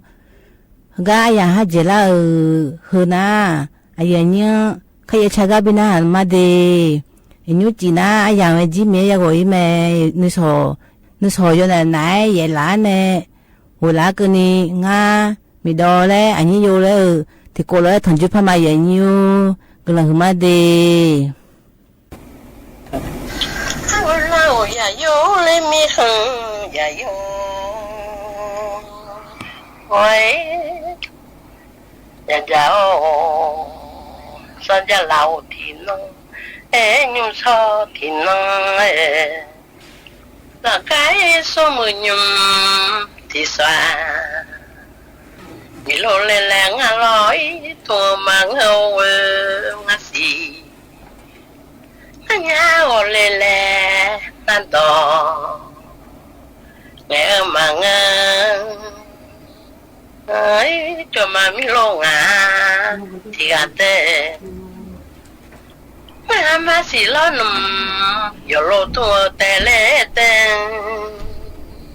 ấy ngà mà nhá leo ngà đò nghe tê lê lao lô vậy yo cho lo cho nghe cho lo mi chả lo nằm mi có mi cà mà ngà lê lo mà ai lo mi chả sa chủ tờ bồ lo mi chưa thong ya lo mẹ lê tê lo mi chả mẹ béo mà người lo awe ô tê ấy lo tê cả yo sa ya mẹ lê awe ô lo mi chả mà người mi gió mà pha mà lê tua mà tê ấy lo mi chơi mang giọt mà thì lẽ mà lấy tua lo mang thì gà tê lo mi chả chả hỏi yo gì gà mà lẽ tua mà tê ấy lo mi chơi chả yo lo bữa mà lẽ tua mà tê mi lo mừng thì gà mi khăn lúa khá sa mà ra nhà quê ô tu lúa khá cha màu lửa nhà tên mi nhà nữ lăng ấy bố tổ mà là nhà lẽ ô ấy sáng tu lăng tu khờ mà lại nhà lo mi chả mang ấy mi giò ya pa leo nhà leo ấy mi chưa mang giò găng nhà tê leo lo nhà sao ra nhiêu sao thì nó sao ra tê ô cho lo cho nghe nhiều cho lo chỉ mà lo cho leo nhà tên ấy cho ya lo gan thì lo ăn nhiều cho ya chỉ mà gan tê thì leo nhà sao cha lão nhiều sao thì nó leo nó mà chả chỉ mà chỉ mà giàu yo yi ya chỉ là pa nhà bờ mi cha chỉ mà mi chưa giàu yo lo ya bờ là pa nhà son gia nhu so ti no son gia tê lao ya yo lo ya yo ôi cho lo cho nghe cho loạn anh cứ mà cái à mà cha lo mà quê ô tên คือข้าอย่ารอจีกอแต่ลาโอซาสามยายุสตินโอมาเดสาเลมียันงั้นนี่มาเดอยามาจะมาเลเปลามาเดอยาลอปนสลาจีอาสัญญาญุสอตินสัญญาเตงั้นเนี่ยข้ากะข้าปอยมลามอเงาคือมาอันนี้ละมาเดอไกเดอปูมลามอเงาโอเตสัญญาเราญุสอตินนี่มาเช็คกันข้าสังขารตุ้มเนี่ยเต้มาเจอลอยจูซิมขาเลเนี่ยนี่มาเช็คกันข้ามเด็กข้างทองหอมมาแล้วไงเอาไว้มาโมลามีมาขันจามาจะลองงานพี่ฮอที่จกเกลือเวคือมาเกมียงานได้เด็กงานได้ขากะข้าโปเมื่อมาลาลอยาคือมาเด้พี่ฮอที่จกเกมีลามาเคยเนี่ยงานได้ลามาเด็กกาเด็กผมเมื่อมาลาเมียสัญญาญุสอตินสัญญาเดเฮาเล่าโลอย่าโยเด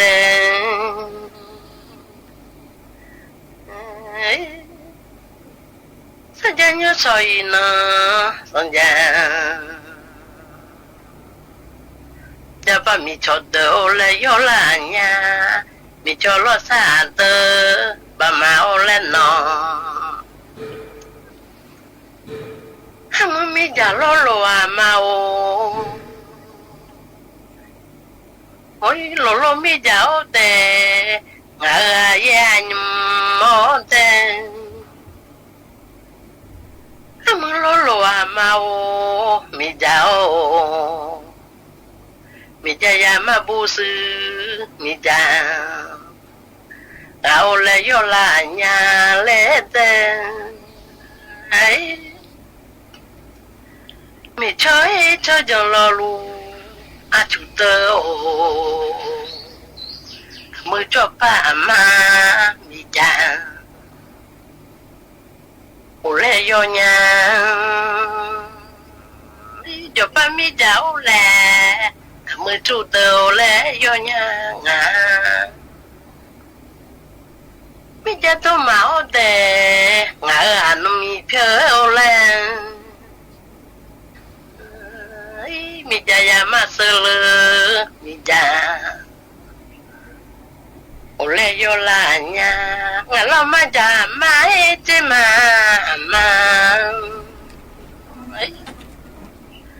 ที่บ้านมีจิตเชบิวมีเบียลามาแล้วอามือมีจาโลอามาโอ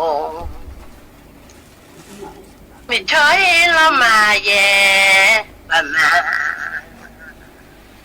มีจ่าแย่ปะมีจ่าโอสัญญาญุสอตินสัญญามีช่วยชมมาดึงนึกดูลาญาเลเดนคุยช่วยหล่อจงเองตื่นมีชดที่ก็รู้ชอมาและมีชายเยเดอเตพี่ชายอุยายอที่การู้ลอมาสัญญากะหูที่นึงสัญญาเดมียานึงหลอนมาขอให้ข้าที่เบอร์แน่มาขอเดี๋ยวมาและตัวมาเต้มอคาเตเบเนมา มาเล่น นะครับหมดเวลาเดี๋ยววันหลังชวนมาคุยใหม่เพิ่มเติมนะครับคุณหมอขอบคุณมากครับค่ะโอเคครับเอาไปฟังข่าวกันครับขอบคุณครับ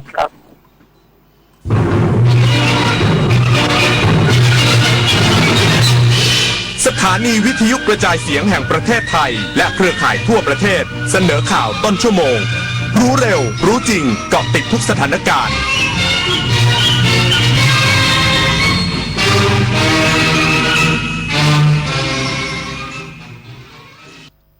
รับฟังข่าวต้นชั่วโมง 22 นาฬิกากับพฤทธิ์แก้วพิบูลครับกระทรวงการต่างประเทศยืนยันไทยไม่กังวลเตรียมหลักฐานและข้อมูลพร้อมชี้แจงหากฝ่ายกัมพูชาใช้เวทีสหประชาชาติกล่าวหาไทยต่อประชาคมโลกอีกสักครู่กลับมาติดตามรายละเอียดครับ25 กุมภาพันธ์ของทุกปีคือวันวิทยุกระจายเสียงไทยวันที่รำลึกถึงการกำเนิดกิจการวิทยุไทยโดยพระองค์เจ้าบุรชัดชัยยากรกรมพระกำแพงเพชรอัครโยธินตลอด96 ปีที่ผ่านมาวิทยุเป็นสื่อสำคัญที่ถ่ายทอดข่าวสารความรู้และอยู่เคียงข้างคนไทยเสมอมา25 กุมภาพันธ์วันวิทยุกระจายเสียงไทยคุณค่าของเสียงที่อยู่คู่สังคมไทยแสนอาลัยสมเด็จพระพันปีหลวงไทยทั้งปวงหมองหม่นก่นร่ำให้พระผู้เสด็จสู่ฟ้าสวรรคาลัยแนบดวงใจตามพระบาททุกชาติภพปวงประชาน้อมสำนึกในพระมหากรุณาธิคุณเป็นล้นพ้นอันหาที่สุดมิได้ข้าพระพุทธเจ้าคณะผู้บริหารข้าราชการและเจ้าหน้าที่สถานีวิทยุกระจายเสียงแห่งประเทศไทยกรมประชาสัมพันธ์ขอเชิญเที่ยวงานพระนครคีรีเมืองเพชรครั้งที่ 39 วิมานฟ้าพระนครคีรีอัญมณีแห่งสยามชวนทุกท่านมานุ่งโจงห่มสบายชมศิลปะวัฒนธรรมพื้นถิ่นร่วมช็อปชิมชิวกับอาหารและสินค้าอัตลักษณ์เมืองเพชรห้ามพลาดกับไฮไลท์พลุที่ยิ่งใหญ่ทั่วฟ้าพระนครคีรี20 กุมภาพันธ์ถึง 1 มีนาคมนี้ณพิพิธภัณฑสถานแห่งชาติพระนครคีรีจังหวัดเพชรบุรีมาร่วมสัมผัสเสน่ห์เมืองเพชรไปด้วยกันวันเกิดปีนี้คุณยายอายุเท่าไหร่ดีคะ35ดีไหม30ก็พอมั้งอายุจริงเท่าไหร่ไม่สำคัญจ้าเพราะอายุใจยังวัยรุ่นอยู่สุขใจวัยเกษียณเมื่อชีวิตยังมีแรงทำไมต้องปล่อยให้เหี่ยวเฉาวัยชราไม่ใช่เรื่องน่ากลัวนะจ๊ะอย่าหาว่ายายสอนเลยถ้าเตรียมตัวให้พร้อมทั้ง5ด้านคือเรื่องสุขภาพสังคมเศรษฐกิจที่อยู่อาศัยสภาพแวดล้อมและเทคโนโลยีเริ่มต้นเตรียมตัวเองตั้งแต่วันนี้เพื่อเข้าสู่วัยสูงอายุในอนาคตเต็มเปี่ยมทั้งคุณค่าศักดิ์ศรีและความสุขนะจ๊ะกระทรวงการต่างประเทศยืนยันไทยไม่กังวลเตรียมหลักฐานและข้อมูลพร้อมชี้แจงหากฝ่ายกัมพูชาใช้เวทีสหประชาชาติกล่าวหาไทยต่อประชาคมโลกพร้อมย้ำท่าทีไทยต้องการสันติภาพที่ยั่งยืนนางมารตีนลิตาอันดาโมรองอธิบดีกรมสารนิเทศและรองโฆษกกระทรวงการต่างประเทศกล่าวถึงกรณีที่นายฮุนมาเนตนายกรัฐมนตรีกัมพูชากล่าวหาไทยผ่านสื่อต่างชาติวันนี้ว่าไทยยึดครองพื้นที่ของฝ่ายกัมพูชาไม่ใช่ข้อกล่าวหาใหม่เป็นข้อกล่าวหาที่เคยกล่าวหาฝ่ายไทยซึ่งกระทรวงการต่างประเทศได้ประท้วงและออกแถลงการชี้แจงไปแล้วสิ่งที่น่าเสียดายคือครั้งนี้เป็นการกล่าวหาที่เกิดจากผู้นำระดับประเทศและเป็นกรณีที่นายศรีหศักดิ์พงษ์เกียรติแก้วรัฐมนตรีว่าการกระทรวงการต่างประเทศได้กล่าวว่าทั้งสองประเทศควรหารือกันอย่างตรงไปตรงมามากกว่าการไปขยายประเด็นสู่เวทีระหว่างประเทศโดยย้ำว่าไทยต้องการสันติภาพที่ยั่งยืนและยืนยันว่าไทยไม่กังวลต่อกรณีที่ฝ่ายกัมพูชาอาจกล่าวหาไทยผ่านการประชุมคณะมนตรีสิทธิมนุษยชนแห่งสหประชาชาติในช่วงวันที่ 23-25 กุมภาพันธ์นี้ที่นครเจนีวาประเทศสวิตเซอร์แลนด์เนื่องจากฝ่ายไทยมีข้อมูลและหลักฐานที่สามารถพิสูจน์ได้ปริญญวิทย์เปี่ยมสมบูรณ์รายงานกกต.อุดรธานีสั่งเตรียมพร้อมเลือกตั้งสสแบบบัญชีรายชื่อใหม่ที่หน่วยเลือกตั้งที่ 4 ตำบลโพนสูงอำเภอชัยวานพร้อมกำชับเจ้าหน้าที่ปฏิบัติงานตามระเบียบเคร่งครัดเพื่อความถูกต้องและโปร่งใสสำนักงานคณะกรรมการการเลือกตั้งหรือกกต.มีมติให้จัดการลงคะแนนเลือกตั้งใหม่ในหน่วยเลือกตั้งที่ 4 ตำบลโพนสูงอำเภอชัยวานหลังตรวจสอบพบความผิดพลาดในการปฏิบัติหน้าที่ของกรรมการประจำหน่วยเลือกตั้งที่ฉีกบัตรเลือกตั้งตามรอยพับแทนรอยปลูกอย่างไรก็ตามกกต.ยืนยันว่าเหตุการณ์นี้ไม่ได้เกิดจากเจตนาทุจริต และเป็นเพียงความคลาดเคลื่อนที่เกิดขึ้นเพียงหน่วยเดียวจากทั้งหมดกว่า 2,200 หน่วยในจังหวัดด้านกกต.ประจำจังหวัดอุดรธานีเน้นย้ำไปยังเจ้าหน้าที่ชุดใหม่ให้ควบคุมดูแลการลงคะแนนทุกขั้นตอนอย่างใกล้ชิดเพื่อให้การแก้ไขตามระบบในครั้งนี้เป็นไปด้วยความเรียบร้อยและถูกต้องตามกฎหมายเลือกตั้งอย่างสูงสุดรวมถึงเพื่อให้เกิดความโปร่งใสศักดิ์สิทธิ์ประดับสินรายงานคณะกรรมาการการทหารและความมั่นคงของรัฐวุฒิสภาเรียกร้องให้แม่ทัพภาค 4ทบทวนแผนรับมือผู้ก่อเหตุความไม่สงบในพื้นที่ภาคใต้หลังเกิดเหตุวางระเบิดปั๊มน้ำมันหลายแห่งนายชัยยงมณีรุ่งสกุลโฆษกคณะกรรมาการการทหารและความมั่นคงของรัฐวุฒิสภาเรียกร้องให้กองอำนวยการรักษาความมั่นคงภายในราชอาณาจักรภาค 4ส่วนหน้าและแม่ทัพภาคที่ 4แสดงความรับผิดชอบหลังเกิดเหตุลอบวางระเบิดปั๊มน้ำมันหลายแห่งในจังหวัดปัตตานีและนราธิวาสรวมถึงเหตุการณ์รุนแรงช่วงเทศกาลวาเลนไทน์และตรุษจีนที่ผ่านมาโดยระบุว่ากลุ่ม BRN พยายามแสดงศักยภาพและสร้างความหวาดกลัวก่อนเข้าสู่ช่วงเดือนรอมฎอนเพียง10 วันสะท้อนถึงความล้มเหลวในการป้องกันเหตุของเจ้าหน้าที่พร้อมเห็นว่าปัจจุบันหน่วยงานความมั่นคงทำหน้าที่เพียงแค่ตรวจที่เกิดเหตุหลังเกิดเรื่องจึงขอเรียกร้องให้กองทัพเร่งทบทวนแผนปฏิบัติการเชิงรุกเพื่อยกระดับการเฝ้าระวังให้มีประสิทธิภาพมากขึ้นและสร้างความเชื่อมั่นให้ประชาชนก่อนถึงช่วงถือศีลอดที่จะถึงนี้ชวิสาปทุมมารายงานจบข่าวพฤษแก้วพิบูลอ่านรับฟังข่าวต้นชั่วโมงครั้งต่อไปเวลา 23 นาฬิกาติดตามข่าวที่นำเสนอไปแล้วได้ที่ www.thainews.prd.go.th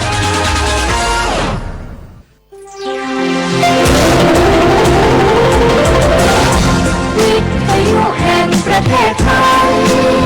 ให้ความรู้กู้ความสุขธรรมชาติเนี่ยสร้างเราขึ้นมาธรรมชาติก็สร้างสิ่งที่ดูแลเราสิ่งที่ดูแลเราตอนที่เราเจ็บป่วยเนี่ยเราจะเรียกว่าสมุนไพรวิทยุแห่งประเทศไทยให้ความรู้กู้ความสุข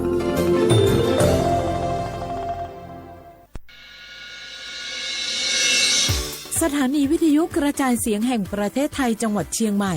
AM 1476 กิโลเฮิรตซ์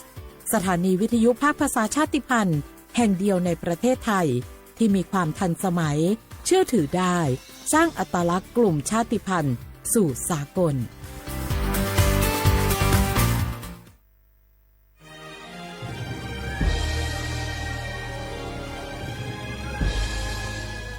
เกิดเป็นคนไทย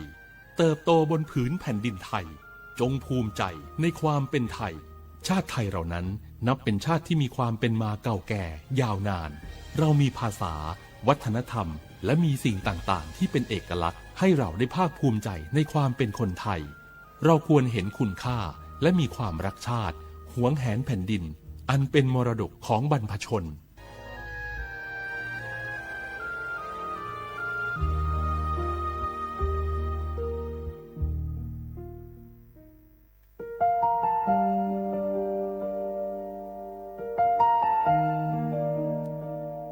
ขอน้อมเกล้าถวายอาลัย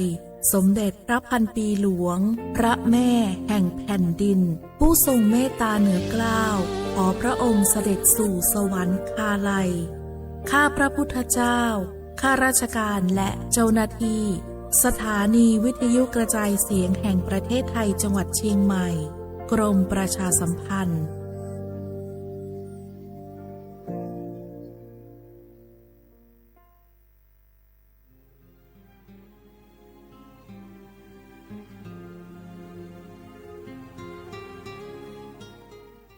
This is a moment of profound grief for the Kingdom of Thailand. The collective voices of Radio Thailand Chiang Mai join the Thai nation in mourning the passing of our beloved Queen Martha, Her Majesty Queen Sirikit.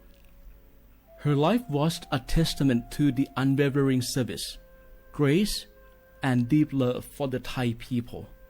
Our humble condolences and thoughts are with His Majesty the King, the royal family, and all the Thai people during this deeply sorrowful time. We will remember her forever.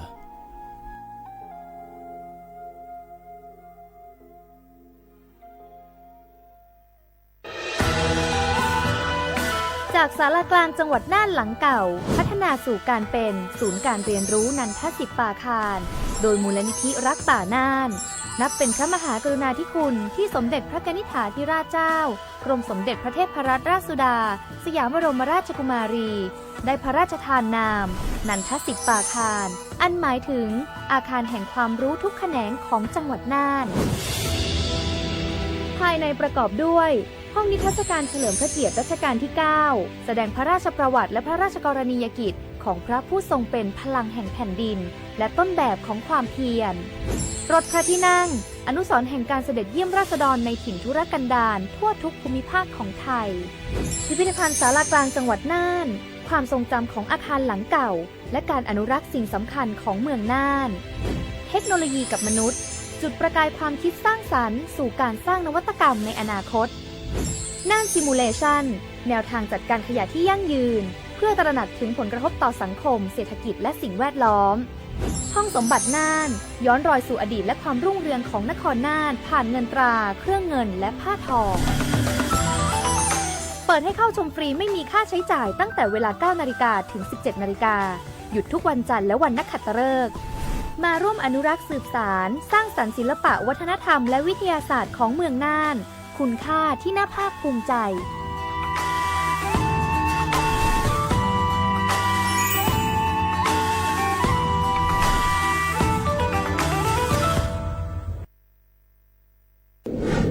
ในช่วงนี้หลายพื้นที่ของประเทศไทยอากาศหนาวเย็นอย่างต่อเนื่องโดยเฉพาะยอดดอยและยอดภูประชาชนอาจเสี่ยงต่อโรคและภัยสุขภาพจากอากาศหนาวได้ขอให้ทุกคนเฝ้าระวังโรคที่พบบ่อยในฤดูหนาวได้แก่ไข้หวัดใหญ่ปอดอักเสบโรคอุจจาระร่วงโรคหัดโรคมือเท้าปากรวมทั้งภาวะเจ็บป่วยหรือเสียชีวิตจากอากาศหนาวโดยไม่ทราบสาเหตุโดยเฉพาะผู้ที่ไม่สวมใส่เสื้อผ้ากันหนาวหรือผู้ที่ดื่มสุราเป็นประจำป้องกันง่ายๆเริ่มที่ตัวเราดูแลสุขภาพให้แข็งแรงออกกำลังกายสม่ำเสมอรับประทานอาหารปรุงสุกดื่มน้ำสะอาดล้างมือบ่อยๆไม่ใช้ของส่วนตัวร่วมกับผู้อื่นและหากมีอาการไอจามอย่าลืมสวมหน้ากากอนามัยทุกครั้งขณะอยู่ในที่แออัดที่สำคัญควรรักษาความอบอุ่นเตรียมเสื้อผ้ากันหนาวให้เพียงพอ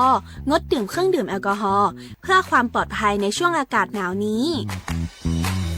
ดูแลสุขภาพให้แข็งแรงตลอดช่วงฤดูหนาวนี้กันด้วยนะคะด้วยความปรารถนาดีจากสำนักงานประชาสัมพันธ์ที่ 3 กรมประชาสัมพันธ์พวกเราข้าราชการไทยรวมหัวใจรับใช้ประชาชนด้วยความซื่อตรงจะยากเย็นเพียงใดเรายังมั่นคงสร้างสรรค์สังคมเพื่อความสุขที่ยั่งยืนตลอดไป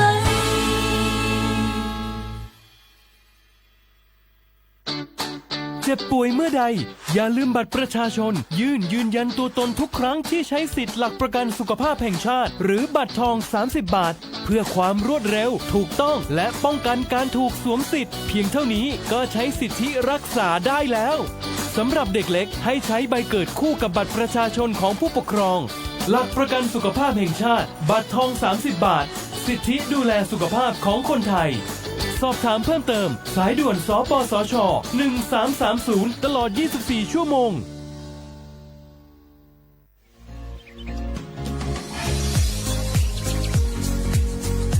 จอมหนังเปิงมติครม.มือวันที่29เดือนธันวาคม25ปากไป67ให้ฮิปเน็ตแกลิดปัญหาสถานะและสัญชาติคนอันอยู่ดั้งเมืองจึงไทยจอมมาตรา17นั่นตอนตาพี่น้องเขาอันเข้ามาอยู่ดั้งเมืองไทยหึงนั้นและมีไว้เขาจอมปึงเฮากว่ายืนย้อนสถานะต่างดาวเขามึงถูกแม่นจอมปึงไล่ตอนตาลูกอ่อนอันเกิดตั้งเมืองจึงไทยมีอำนั้นก็แม่มีไว้ทะเบียนประวัติบุคคลไม่มีสถานะทางทะเบียนอำนั้นไว้10 ปีถูกแม่นยาวในจึงเฮากว่ายืนย้อนสัญชาติไทยจอมหนังมาตรา7ทวิไล่พออยู่ตั้งกรุงเทพมหานครกว่ายืนไล่ตีสำนักบริหารการทะเบียนกรมการปกครองพออยู่ตั้งต่าง7วันในจึงกว่ายืนไล่จอมหนังวัดไว้อันเปิ้นออกปันเฮาขานั่นเข้าย้ำเหตุการณ์จอมหนังหลวงปองจึง ต่อพอถึงวันที่29เดือน6 25ปากไป69ค่ะ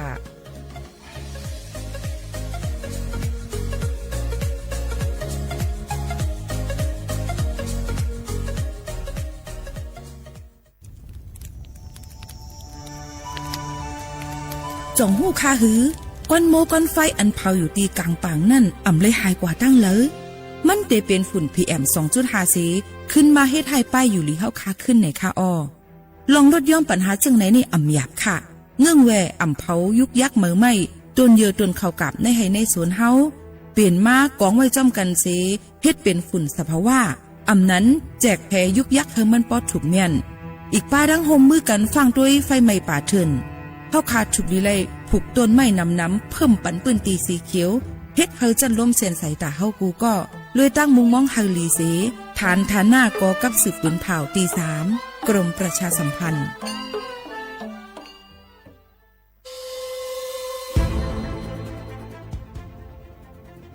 ย้อนผิดหมอกพี่น้องเขามาโฮมเป็นจุ้มเหลียวกันดังเจดอนเก้งใหม่โฮมกันแกลิดปัญหาไฟไหม้ป่าเถินหมอกก้อนก้องก้อนมูและฝุ่นเล็กๆ PM 2.5 ค่ะสั่งว่าโทษพันไฟไหม้กับสืบกว่าตึงลาดไลตีอองตีแกลิดปัญหาไฟไหม้ป่าเถินและหมอกก้อนเจดอนเก้งใหม่หมายโฟน0531128808ในค่ะออเจดอนเก้งใหม่ค่ะออกปักเปิงหมายมีเฮกังแกลิดปัญหาหมอกก้อนก้องก้อนโมและฝุ่นเล็กๆ PM 2.5 เนื้อปืนตีเหลออันอ่ำเลยคว้างเฮาเผาผ่านมาดีแอปพลิเคชันไฟดีห้ามเผากำเร็วในนั้นค่ะอย่าไปเผาล้าอ่ำว่าได้เป็นตีกลางปางอองตีห้ามเผาเกยยุกยักไม่ดอกกูอันในค่ะแต่เอาวันที่1เดือน1อิงเกรด2เหงปลาย26ต่อถึงวันที่31เดือน5 2เหงปลาย26ในผู้เหลอเผาเฮ็ดพิษปักเปิงเตญาตัวตามตั้งพิษจำหนังปักเปิงหมายมีกำเหลวในนั้นค่ะเลยตั้งมุมมองไฮลีเซห้องการฐานฐาหน้ากอกับสืบเจดอนเก้งใหม่มาโฮมเป็นจุ่มเหลวกันดังเจดอนเก้งใหม่โฮมกันรักษาสภาวะฟิงตื้นเป็นเฮ็ดให้จันล้มถวยเจออันลีต้องฟ้าเสียนเสออ่ำมีหมอกก้อนกองก้อนโม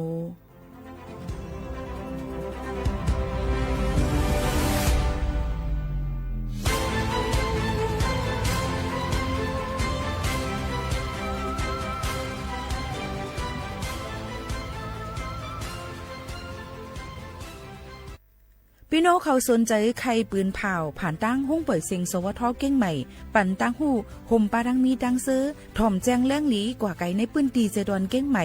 กับสืบมาเลยดีสวทเก้งใหม่หมายฝน0532760068และ0922468579ลอยสูงมักลงใต้ห้องอยู่สองมนเธอเจอพาเลยหันก็นอสัมปออำลืมไหลสีกันย้ำไว้นานเจอตาสีย้ำไว้นานเจอตาสีฮอดมาเลโดยจึงไตลมฮอดมาเลเมืองจือลือหอมเลไม่สุขค่ะ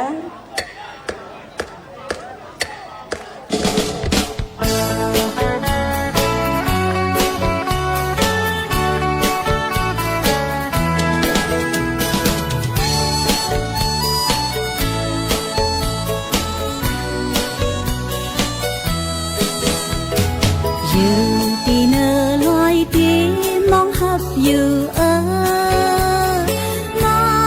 มาเลจมสิหับตอนปีน้องเฮาอยู่เพิกจึงข่าวเศร้าเจอปีน้องเมืองลอยตีมองเปิดหับคือยำอยู่ให้กองคนยาวมุนเสลีเกี่ยวเจอ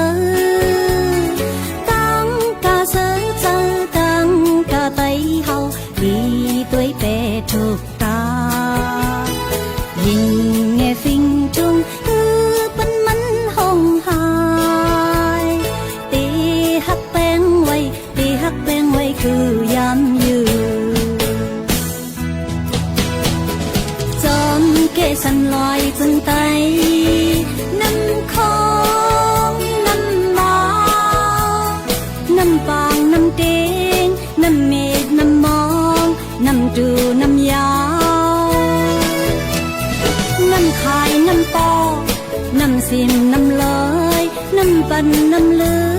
มน้ำซึมกัดเย็นน้ำโจกจากซ้อมถอยลอยแลกังหังลีน้องอังเลกังหังลีน้องมังไต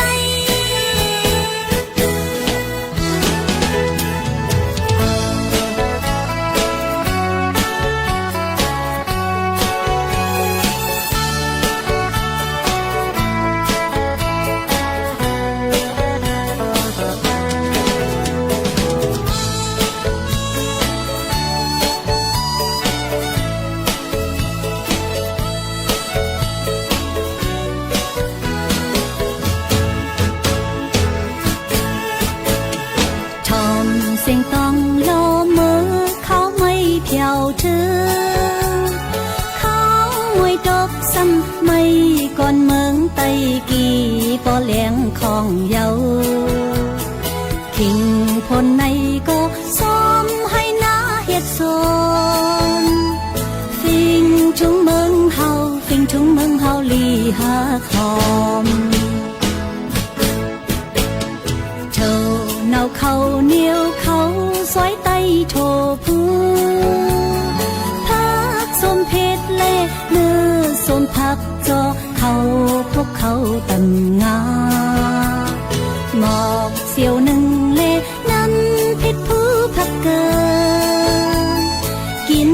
จิ้นตัวเล่กินจิ้นตัวเล่เขาพักหวานจอมเกสันลอยจึงไตน้ำคองน้ำมองน้ำปางน้ำเตงน้ำเม็ดน้ำมองน้ำดูน้ำยาวน้ำคายน้ำตอน้ำสินน้ำลอยน้ำปันน้ำลืมน้ำซึมกัดเย็นน้ำตกจากจอมพอยลอยแลตังหังลีน้องอังลีตังหังลีน้องมังไตอยู่เนื้อลอยสีตีมองหาบอยู่มาเลจมสิหับก่อนปีน้องเฮาอยู่เพิกจนข้าวเสือเจอปีน้องเมืองลอยตีมองเปิดหักตีมองเปิดหักกูย้ำยื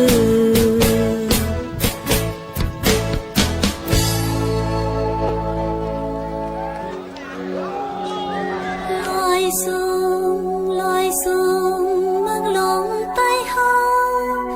อยู่สองมนเจอพาไลหันก็นอสัมปออำลืมไหลสีกำย้ำไว้เนินเจอตาสีย้ำไว้เนินเจอตาสีฮอดมาเลดอยจึงไต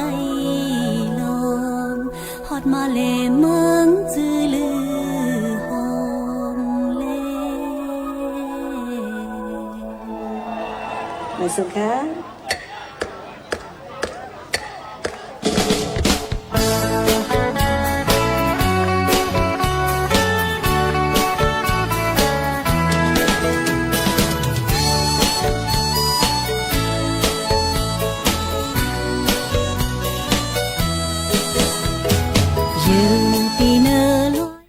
ซุงค่าเหมือซุงพี่น้องพงยินถ่อมเฮาค่ะทั้งเซ็งกูก็กูก้นค่ะทบกันตีนตอนการห้องปล่อยเซ็งสวทเก่งใหม่ AM 147เฮากิโลเฮิรตซ์ปืนปล่อยเซ็งกูวันบ่ถึงมาข้าวยาม 10 โมงถึง 11 โมงกลางเหนือกลางค่ำอยู่จอมขาวหมูขาวนุ่นสุภาวันเชื้อสารวินเป็นอุ้ยกอเสพ่อแม่พี่น้องเฮาเขาค่ะออกตอนแต่ในวันเมื่อในถึงมาในวันพัดที่19เดือนธันวาคมFebruary ปี2เหงปลาย26ปีพุทธศักราช2เหง5ปากปลาย69ปีได้2เหง1ปากปลาย20ปีก็จะ1เหง3ปากปลาย87คู่ถึงมาเหลิน4มื้อ3ค่ำในวันมื้อในพบทบจำขาเฮาผู้ปืนเผาและผู้จัดรายการยิงโมขาวนวลสุภาวันเชื้อสารวินเป็นอ้อยก่อไอ้เสพ่อแม่ปีๆน้องๆเขาตีนตอนการที่ไหนในนั้นค่ะออกพี่น้องเขาค่ะ ยังพนตะเหลวนั่นเนี่ยค่ะอันดังในที่อันเอาข่าวเงาฟิงฟ้าราศีมาฝากตอนทุกถึงพี่น้องเขาก่อนในค่ะอ๋อดังเจดอนเก้งใหม่ในวันเมื่อในนั่นเนี่ยค่ะยังตึกกลางในเจ้าก็เตกัดอยู่ในคาน้อยก็เตจังมีฝนตกลงมาลมหาวแห้งหมางปืนตีลมพัดเป่ามาแห้งหมางปืนตีในนั่นค่ะย้อนเปว่าลูกมาดังเมืองเขตสิพัดเป่ามาเนี่ยค่ะเฮ็ดให้ลมพัดเป่ามาเสียจังมีฝนตกลงมาหลายปืนตีหลายๆอองตีจ้อมกันกำเหลวในค่ะย้อนนั่นแลเขาเฮอปอแม่พี่น้องเขานั่นรู้ล้อมตัวถึงปลายอยู่ลีย้อนเปว่าฟิงฟ้าราศีมันแปลกปึงแหลกลายย่อก็ให้ฟังกันไว้ฝนตกลมแห้งเนี่ยกูจังมีเพไหลไหนนั่นค่ะกำนันแลป้อกังในเจ้าตั้งปอดห้องซึ่งไทยในเดมีลมกระดุมเย็นอยู่ที่23องศาเซลเซียสค่ะวัยวันมาสูงสุดก็เดมีหมอก35องศาเซลเซียสในค่ะอองตีอยู่จ้อมตาโพยสันลอยสูงนั่นในจึงเดมีลมกัดลมเย็นอยู่ที่7ถึง13องศาเซลเซียสลมตั้งแห้งพัดเป่าลมมานั่นก็ได้มี10ถึง15กิโลเมตรต่อ1ชั่วโมงค่ะพี่น้องเขาอันนี้ก็เอามาฝากตวนจูถึงพี่น้องเขาให้เลยยินถ่อมจ้อมกันในตอนการเฮาขาดดีในจึงหนังในค่ะเอาพี่น้องเขาค่ะเยอะก็เทียงลองนึงในค่ะตั้งหมอกควันก้องควันมูในนั่นค่ะเอาย่ำพองตะเหลวนั่นในก็มันก็แผ่ลามมาน้ำเยอะก็เฮ็ดให้หลายๆอองตีมีฝุ่น PM 2.5 นำตื้อเฮียงเตะๆในนั่นค่ะกับนั้นค่ะพ่อแม่ปีๆน้องๆเขานั่นฟังกันไว้ในค่ะออกพี่น้องเขาค่ะเฮาฟังกันไว้ในค่ะเนาะโยก็อย่าไปออกกว่าที่ในดีกลางปังดีอันมีฝุ่นน้ำนั่นในค่ะจังตุ้มเตอถึงป้ายอยู่หลีเฮาคาอะไรเอามาได้เป็นลองไออยู่ดีกินน้ำหวานต้องคนต้นหักตาเจ็บตาเสียบตาแหลงคมๆกายๆในค่ะกำนำก็จะเป็นตีลูกอ่อนก็เล็กเยาวก็ก้นเทาอันที่มีตั้งเป็นจับตูนั่นในค่ะกำนั้นประวัติดีกว่าอำพ่องเนื้อไล่รู้ไล่กว่าเยาวในก็ใส่แมสแอน95พาปิดขุนังพาต้มขุนังเสในค่ะเยาวก็ผิวปัดหังมดเสาในองค์ที่เขาขายอยู่เสานั้นให้มีลมเข้าออกไหลลีหนังหือมันบ่ดีเฮ็ดให้มีลมเสียนเสยย่อก็อยู่ลีเกนวานอ่ำตุ้มเตอถึงป้ายอยู่ลีเฮาขาจึงหนังนั้นค่ะว่าแม่พี่น้องเขาในก็คัดเจอเอามาฝากดวนจูถึงกูก็กูโกนให้มีลองตังกัดจื่นเย็นเจอย่อก็อยู่ลีเกนวานในค่ะอ่ำตุ้มอ่ำเป็นตั้งเป็นอีสังในค่ะออกก็มาฝากดวนจูถึงพ่อแม่พี่น้องเขาในค่ะในวันเหมือนในค่ะนะพี่น้องเขาค่ะเที่ยงลองนึงนั่นป้อเขาค่ะเดี๋ยวมาด้วย PM ค่า PM 2.5 ย่ำพองตะเหลวนั่นในค่ะเนาะพี่น้องเขาค่ะมันก็เตนำเนี่ยในค่ะเตมาด้วยในวันเหมือนในเมื่อ8:35 น.นั่นเตมีค่าฝุ่นหมอกก้อนกองก้อนโม PM 2.5 อันสูงสุดในตอนเก้งใหม่มีตีเหลาพองในนั่นค่ะมันก็เตมีเมืองฮอดจะดอนเก้งใหม่ค่ะ61.9เนี่ยค่ะไมโครกรัมนั่นค่ะเนาะยกอดีจอมต้องเนี่ยค่ะลอยเต่าลอยหล่อสันกำแพงมี 48.2 ค่ะเนาะสารปีเก้งใหม่มีดี48ค่ะสันซ้ายเวียงแห่งลอยสะเก็ตแม่แตงเนี่ยค่ะลดหลั่นลงมาจมกันเท่านั้นก็ติเลยว่าอันนำหรือเซเปิลก็ติมีดังเมืองฮอดยันเปว่าเตจังมีกวนลักเผาปะไม่ถึงเคอก็จังเป็นไรเฮ็ดหนังในค่ะพ่อแม่พี่น้องเขาฝากไว้บันพี่น้องเขากูก็กูก้นค่ะพี่น้องเขาค่ะเยี่ยวก็อุทยานแห่งชาติออบหลวงเนี่ยค่ะดังจอมต้องจะดอนเก้งใหม่เปิ้นก็มีลองออกกุมทิ้งเยี่ยวก็ตัวลองหลอดเพลเพราะว่าเข้าใหม่ในประเดี๋ยวอ่อนกันกว่าเล่นน้ำจองใจค่ะลองตั้งเจ้าไหนก็เพราะว่าพี่น้องเขาห่างแห้งตีกว่าตาไปตั้งอะไรกว่าอะไรนี่ก็เฮาฟังกันไว้นี่นั่นค่ะมันก็ติเป็นลองอันลีดอนตาพ่อแม่ปีน้องๆเขาเจ้าหนังในค่ะพี่น้องเขาค่ะนี่ก็ฝากตอนรู้ถึงกันเจ้าหนังในค่ะนะมาหรือหือใจถ่อมได้เพียงความหวานหูถูกใจกันอิดอ่อนก่อนเนี่ยค่ะพี่น้องเขาค่ะจ่องขึ้นมาอุบโอ้จำกันเทียงเนี่ยค่ะว่ามื้อนี้เฮาค่ะเดี๋ยวมีลองตั้งจังหือฝากตอนรู้ถึงกันเทียงในนั้นค่ะเนาะพี่น้องเขาค่ะสึกมินถ่อมได้เพียงความหวานหูถูกใจกันก่อนค่ะนะพี่น้องเขาค่ะ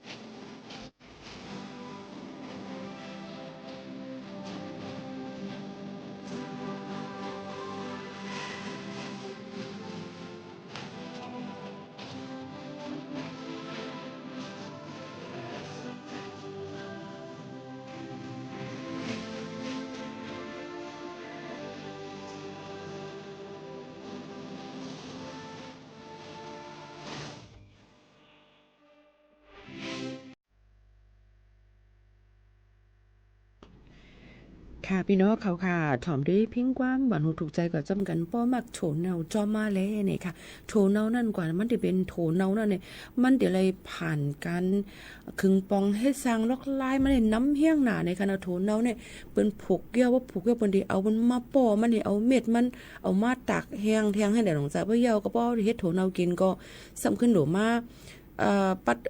พัดเข้มๆมีก็มาตัวเมียวก็ขึ้นเอามาห่อใส่ในตองเอาหมองไว้ให้มันซ่าเอาขึ้นเอามาตำเมียวขึ้นเอามาเฮ็ดเป็นแคบขึ้นเอามาตากแทงบ่ได้กินทำหลวมาจีนั้นก็โคขึ้นว่าเสิร์ฟพักตั้งกินแทงนี่ก็นั่นตายก็เป็นหลายจัดเต้นว่าโถเนาในเอาค่ะพี่น้องเขาค่ะเหมือนกันค่ะก้นเฮาค่ะก็เหมือนกันเนี่ยนั่นค่ะยามตุกค่ายามขันเสริมมายามมีดังซื้อมาอยู่อำลีกินอำมันก็จังเป็นไรย้อนนั่นแหละ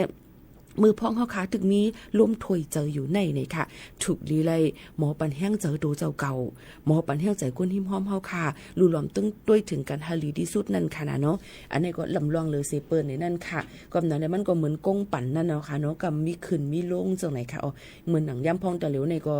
คำก็กำขึ้นอยู่ด่าสีเฮ็ดในดองใจค่ะพี่น้องเขาค่ะคำในก็คืนอยู่ด่าสีในแต่เฮ็ดจังหือในค่ะเนาะกำขึ้นกำลงในนั่นค่ะขึ้นตะเหลวในก็ขึ้นมาแทง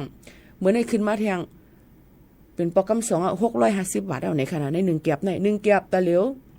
ในยำข้าวยำตะเหลวในก็ติมีอยู่ขายออกเพราะเป็นคำแต่งเด็กขายออก1เก็บใน 73,000 เหง5ปากปลาย50 บาทอันนั้นก็ 73,550 ค่ะเพราะเป็นสายข้อจอบแวนว่ามันกล้วยว่าจำเจในนั้นค่ะเนาะพี่น้องเขาค่ะก็ขายออก1เก็บในติเป็น 74,000 เหง3ปากไป50อันนั้นก็ 74,350 บาทอำไปปาการไล่หยับมันจึงจึงหนังไหนค่ะพี่น้องเขาในก็ตีเลยว่าขึ้นมาเชียงเย้าในนั่นค่ะพี่น้องเขาค่ะเนาะตีเลยว่าในปี2เฮง5ปาก68ในกาขันค่ำขึ้นมาเป็น 22,000 เฮง5ปาก50ค่ะในปีในเกตึกมาแม่นปีที่2ให้ขึ้นมาอยู่ 8,600 วัตต์เดียวจังไหนค่ะเนาะอันนี้ก็คัดเจอใส่เฮียงเอามาฝากเตือนจนถึงไปปอแม่พี่น้องเขาในนั่นค่ะให้เลยฮับผู้ให้เลยยินถ่อมจ้อมกันจังหนังไหนค่ะพี่น้องเขาค่ะหรือใจแทงก่อนค่ะ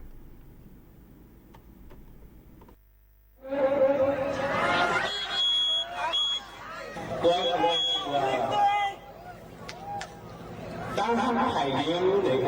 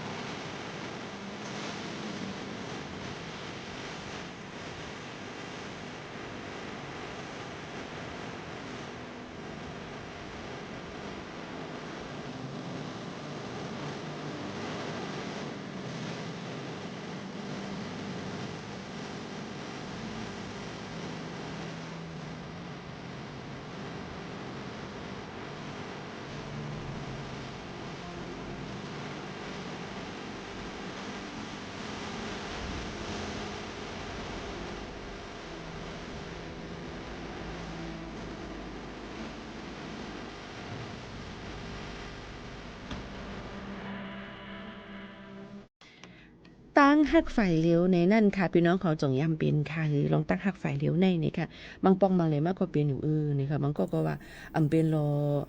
ซึ่งคือก็ไรนี่ค่ะคุยกันว่ายุ่มยำว่าได้เป็นอยู่บางก็บางเลิงมานี่ใกล้ๆเปลี่ยนกันอยู่ซึ่งหลังนั้นค่ะเนาะพี่น้องเขาค่ะ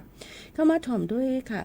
มันเป็นตั้งหักฝ่ายเหลียวนี่ค่ะเนาะอ๋อค่ะใจเสียงจมฟ้าห้องไว้ก็ไม่เข้าคำว่าถ่อมที่ปื้นหูตั้งหันเกี่ยวกับเลยลองป้ายอยู่ลีกันอีกวันนึงค่ะป้ายอยู่ลีอันว่านั่นผู้เลอเพอเพราะว่ามีเงินมีคำน้ำตันเฮก็อย่าป้อยอยู่อำลีกินอำว่าในค้านใจเนี่ยค่ะย้อนนั่นแหละเพราะเขาค่ะอยู่ลีกินว่าในเป็นเรื่องอันกรรมลีที่สุดในภาวะจัดปานกวนเฮาค่ะนั่นเย่าจังไหนค่ะมาตัวไหนค่ะจงพี่น้องเขาก็เป็นเถอะใครรับใครนอนอยู่ตาสิให้อย่างกลมหูยาวะเนี่ยค่ะในมันเป็นรองอีสังเฮามาถ่อมจำกันเนี่ยค่ะลองตั้งเนาะใครรับใครนอนอยู่แต่เสเฮานอนอยู่ก็เฮานอนหลับอยู่ก็มันอำลับเลยลีไหนค่ะเนาะก็นั่นแหละมันเป็นลองตั้งที่ว่านอนหลับอิ่มนั้นก็นอนหลับแม่นล็อกลายมันนั้นก็มีตั้งเป็นจับตูไว้เหมือนหนังตั้งเป็นไทรอยด์ตั้งเป็นคอปอมจังไหนค่ะพี่น้องเขาเยาก็ตั้งเป็นเยาหวานตั้งเป็นเลือดจางเยาก็ลอง OSA นะคะตั้งเป็นลองมาเข้าใจเฮาค่ะคือเต้นตรวจไว้จุแก็บกำจังไหนค่ะเนาะจุแก็บกำไว้ค่ะนะแต่หึงค่ะเนาะเยาก็ลองตั้งนอนใครรับใครนอนในค่ะย้อนไปว่าบางอันเฮาใจยายามบางอันกว่าจ้อมนั้นก็เป็นรองเฮาค่ะสุกสักเจอป้ายเจอเฮาค่ะสุกสักเหนียนนั้นก็เป็นดีออกเฮาค่ะมื้อหนังว่าเป็นตั้งรับอิ่มจังไหนค่ะเนาะกำในเฮาค่ะถูกเลยเฮ็ดจังหือหลาในค่ะเนาะลองตั้งจังในนั้นเนี่ยค่ะลองตั้งว่าเฮาค่ะย้อนเปือหังและใครรับใครนอนอยู่ตาเสในย้อนเปือว่าเฮาค่ะนอนรับอิ่มมื้อหนังยิ่งหมวกเขานอนลาดกว่าในนั้นค่ะเนาะโยก็ล็อกไล่แกลีปัญหามันซ้ำเฮาถูกเลยเฮ็ดจังหือล่ะเฮามีตื่นนอนโยก็เขานอนเฮาแม่นข้าวยามมื้อเดียวกันกูค่ำกูวันนั่นค่ะเนาะโยก็เฮ็ดให้ห้องนอนเฮาค่ะนั่นรับสิ่งเย็นนะคะเนาะรับสิ่งเย็นนะคะมันเดี๋ยวเลยนอนรับเลยลีเยาก็เรียนแห้งอยู่ตาเสนะคะพี่น้องเขาค่ะเยาก็ใกล้ๆอยากไปการเรียนแห้งมือพ่อเขาค่ะจำตีนอนค่ะนะมันติเฮ็ดได้เอาค่ะคือโอนง่ายๆค่ะเยาก็เงื่องแวลองกินคาเฟอีนกาแฟเยาก็แอลกอฮอล์มื้อตีนอนนั่นในนั้นค่ะสังว่าเฮาค่ะปรับเปลี่ยนจากหลายลองฟิงยามเฮาค่ะจังหนังนั้นในจึงเฮาค่ะก็ดีอยู่ลีกินวันนอนรับเลยลีก้อยกะเฮาค่ะเปลี่ยนเนี่ยดังตึกใครรับใครนอนอยู่ตาสีนั่นก็หลูเลยกะฮบทุบโมยากดแจดกดทัดด้วยกูจังเป็นตั้งเป็นต่างรองต่างอันลามมาแทงจังไหนค่ะพี่น้องเขาอันนี้ก็เป็นรองว่าใครรับใครนอนอยู่ตาสีในนั่นค่ะเนาะพี่น้องเขาค่ะนี่ก็เอามาฝากปันเนี่ยก็แทงอันนึงเดี๋ยวจังให้ได้เป็นตั้งเป็นเลยตั้งเป็นนอนอำลับตั้งเป็นเลือดจางตั้งเป็นมื้อไกลลาดกว่าค่ะนอนขนจำจังไหนเนี่ยค่ะเนาะเฮ้อโอนง่ายนั่นเนี่ยค่ะวนน้ำคำเจอจำเจ้าหนังนะคะลองตั้งเจ้าไหนก็เอามาฝากกันหนังฮือเขามาเช็คด้วยตัวเจ้าเก่าว่าจองห้องนอนรับอิ่มห้าจองห้องใครรับใครนอนอยู่ตาสีห้าจึงตัวหนังนะคะพอมาถามมีหมู่คาโน่นจองใครรับใครนอนอยู่ตาสีห้าเนี่ยใครรับใครนอนอยู่ตาสีนั่นวะพี่น้องบอกใครรับใครนอนมากลางในเจ้าลูกเจ้ามาสมาป้อหลูเลยกินกาแฟว่ะพี่น้องเขาว่ะพอกินก็ดิเตมันในที่ที่ให้ป้อรับอิ่มมันดูหนูมากินกาแฟแห่งเราเต็มเจ้าเต็มเจียวนะเนี่ยก็มันก็เป็นฟิงยามอันนึงเหมือนกันนะคะลูกได้ตึกแปดอีกอ่อนนึงนะคะเนาะเงินก็เสี่ยงกาแฟก็กินก็อ้ำที่บางป้อว่ากินกาแฟใส่น้ำนมน้ำใส่เกลือหวานน้ำมันจะเป็นตั้งเป็นมาแทงอันเกลือหวานในเลือดสูงว่านี่ค่ะเนาะเป็นตั้งเป็นโยวานที่สั่งเป็นมาแทงย้อนนั่นแหละอันเลยตืดเลยก็ตืดค่ะพี่น้องเขาอันเลยตืดอ่ำไรก็รู้เลยคัดเจอให้มันตืดเลยลดยอมลงกว่ากำอิดเตอร์หลีในนั่นค่ะก็ออกมาฝากตอนจนถึงพี่น้องเขาในค่ะ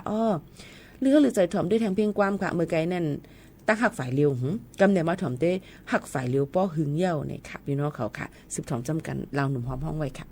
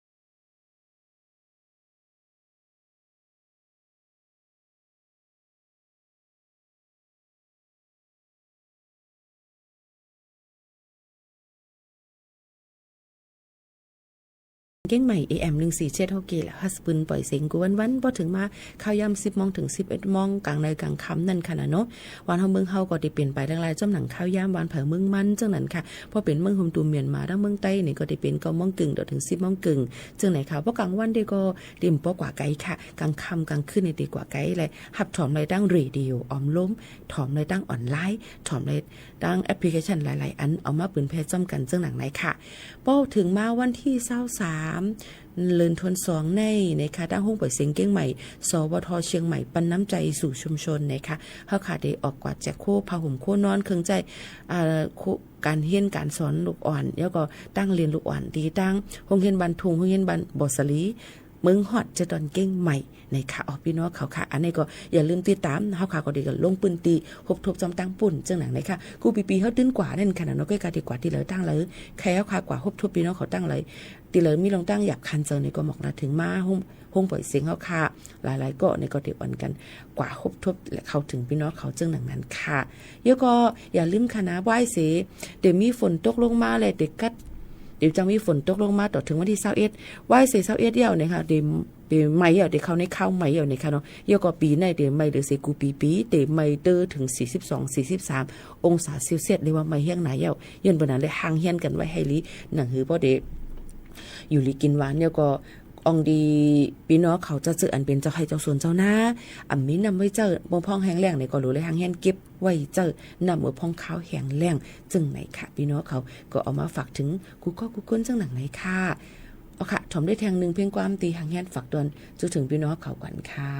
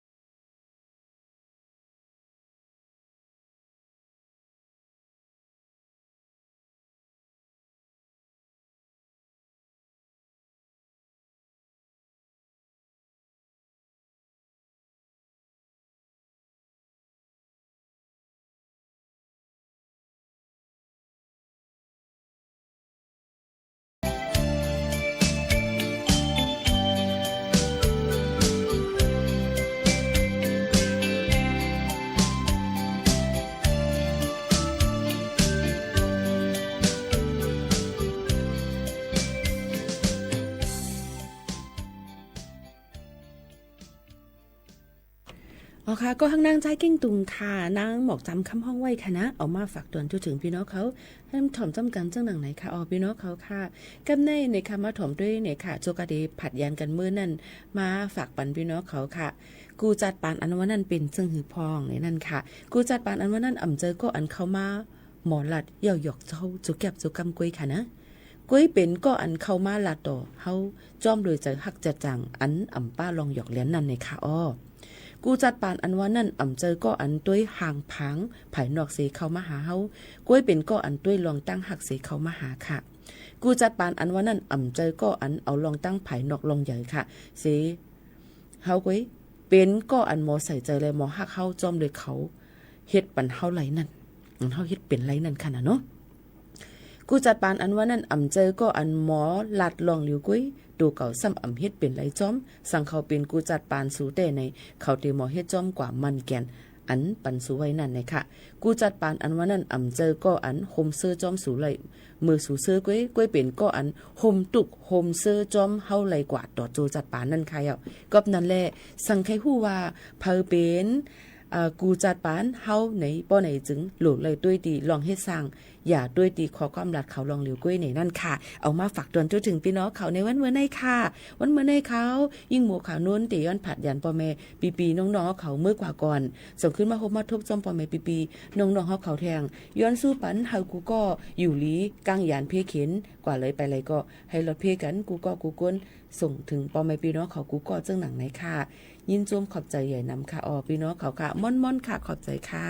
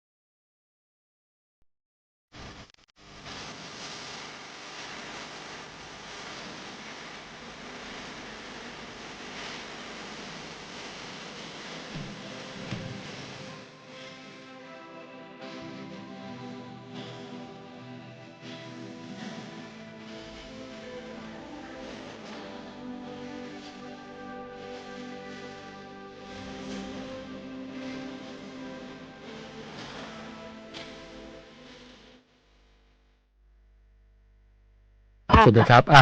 คุณหมอมี Facebook ต่อใช่ไหมดีครับผมใครไปชมทาง Facebook ต่อนะฮะหมดเวลาไปฟังข่าวต่อครับ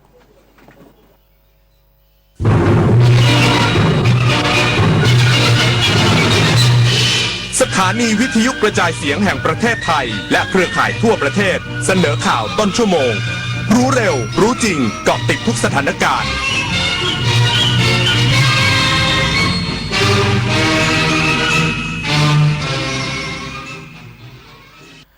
รับฟังข่าวต้นชั่วโมง 23 นาฬิกากับพฤทธิ์แก้วพิบูลครับคณะกรรมาธิการวุฒิสภาลงพื้นที่รับทราบข้อเท็จจริงชายแดนไทยกัมพูชาอีกสักครู่กลับมาติดตามรายละเอียดครับ25 กุมภาพันธ์ของทุกปีคือวันวิทยุกระจายเสียงไทยวันที่รำลึกถึงการกำเนิดกิจการวิทยุไทยโดยพระองค์เจ้าบุรชัดชัยยากรกรมพระกำแพงเพชรอัครโยธินตลอด 96 ปีที่ผ่านมาวิทยุเป็นสื่อสำคัญที่ถ่ายทอดข่าวสารความรู้และอยู่เคียงข้างคนไทยเสมอมา25 กุมภาพันธ์วันวิทยุกระจายเสียงไทยคุณค่าของเสียงที่อยู่คู่สังคมไทยยื้อหรือหยุดเมื่อวาระสุดท้ายคุณเลือกเองได้ด้วยพินัยกรรมชีวิตหนังสือแสดงเจตนาไม่ประสงค์รับบริการสาธารณสุขเพียงเพื่อยื้อร่างกายในช่วงท้ายของชีวิตวางแผนล่วงหน้าเลือกคุณภาพชีวิตปลายทางที่ดีและสงบเองได้ให้คนที่รักรับรู้ถึงความต้องการที่ชัดเจนที่ e-livingview.nationalhealth.or.th เมื่อถึงวันที่เราไม่มีเสียงเอกสารนี้จะพูดแทนใจคุณ